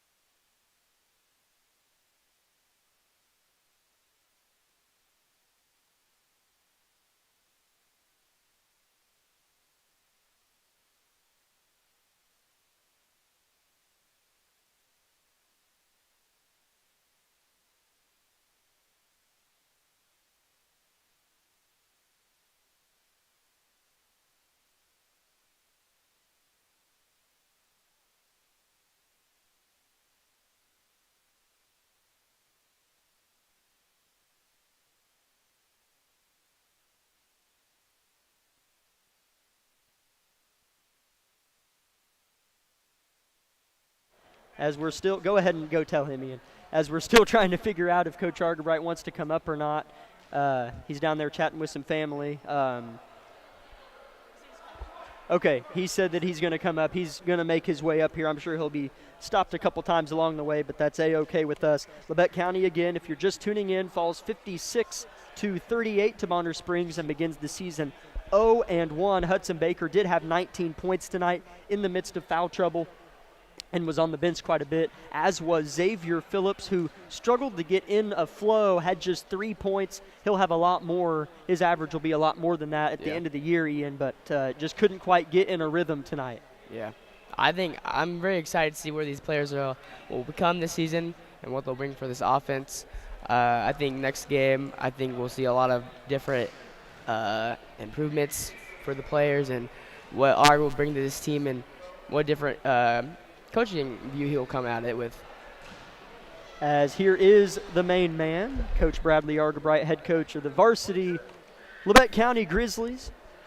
Coach, you know, of course, I wish it was a different outcome, but it's great to see you throw the headset on again and chat with you. Yeah, I'm really glad to be back up here and back in the games. It feels good. Really proud of the boys and their effort tonight. They really did play so hard, Coach, and, you know, the bench is something that we talked about a lot. Briggs Knight, Carson Lamb played quite a few minutes. Multiple guys played so hard, Nolan Nash, and foul trouble is kind of a wrench that was thrown in there. So talk about the process of that and how you feel like those, you might call reserves, I guess, played. Yeah, you know, I told our guys that second quarter we didn't play with Xavier and Hudson for 7 minutes. Yeah. Both had 3 fouls, and just really impressed with the attitude of those guys and the way they competed. Because, you know, besides Bear and Kagan coming back, they played a little bit as freshmen. But other than, you know, I've told them Xavier and Hudson have played about 60 games apiece, so about 120 together. Outside of that, we don't have much coming back. But what I do know is that we've got a room full of guys that are going to work hard. They stayed together tonight. That's all we cared about. We knew there was going to be some rough patches. And the big thing is that we got some game film now. We got to see these guys, and we're going to get better and go on to game 2. As one of the more exciting things I feel like personally about this team is their ability to kind of get out and run up and down, as well as the mixture of that with their length. I feel like their length is going to bother some teams this year a little bit. How do you view those couple aspects? Yeah, we really like Dylan Johnson. He's got some length. And, you know, we've got Hudson and Xavier. Xavier really defended well tonight. I was really proud of him on the zone when we went some zone. But, yeah, our length, that's why we needed Hudson and Xavier in that second quarter. They kind of got in some foul trouble too, and we were both kind of playing little. That's when we need those big guys in there for us. But defensively, they make plays and they're long, and we're going to keep using that, and hopefully that benefits us down the road. Briggs Knight is a name that Grizzly Nation might not be too familiar with quite yet, but they will be. Tell us a little bit about him. Transfer from Cherryvale. Did he play with you this summer? Yeah, he did play with us this summer. We didn't know if we were actually going to have him, so he played more JV than really with us at the varsity level. But we knew he's a player. Really good kid, smart kid that, you know, does all the little things right, very coachable. You're going to get to know Briggs. He's a good player. Going to get better and better playing with our guys, you know, just kind of another one that's just brand new to what we're doing. Kind of a bigger stage, you know, just playing bigger teams. We had the conversation. He'd never played a 5A, and it's like, yeah, you're going to get to play some 5As where we're at. And he's fitting in. He's doing a really good job, and I'm really proud of him. Barrett Heston did a fine job as well. Coach, you have the Towanda Circle. Tucker, put that ball away. You have the infamous Towanda Circle Classic next week. That's always a long week, but a fun one where you'll learn a lot. Yes. We talked about that. We've got 3 games, and you know, before next Saturday. And, you know, we're going to see a different team on Tuesday than we saw tonight. They're going to have a lot of shooters on Tuesday, and we're going to have a whole different game plan ready to go from Mulvane. And then you come right into Collegiate, who presses you all game, you know, all the way down the court, 32 minutes. So, and then Circle, they do a little bit of everything. So you're going to get to see everything in 1 week, and you get to see a lot of games, which is good, and get yourself where you need to be. But at the same time, we're wanting to go compete, and we talked about we want to go win the Circle tournament. That's something we haven't done, and that'd be a great goal for this team. So we're excited. We're not going to back down from any challenge, and we're gonna go get better those 3 games. That's our job. Absolutely, Coach. Go get them next week. Best of luck. Safe travels on those 2 road games to end the week next week. But we'll be having a good conversation next Tuesday night, I'm sure. Yep, So. I can't wait, and want to thank everyone that came out tonight. It was a great atmosphere, and it always is here in Harrison Gymnasium. Oh, yeah. So can't thank the people enough here that helped set this up and get us to where we got to today, behind the scenes that people don't even know about. But just really proud to be a Grizzly, and we're going to go give it all we got on Tuesday again. Thanks, Coach. Go do it. Thanks, Jack.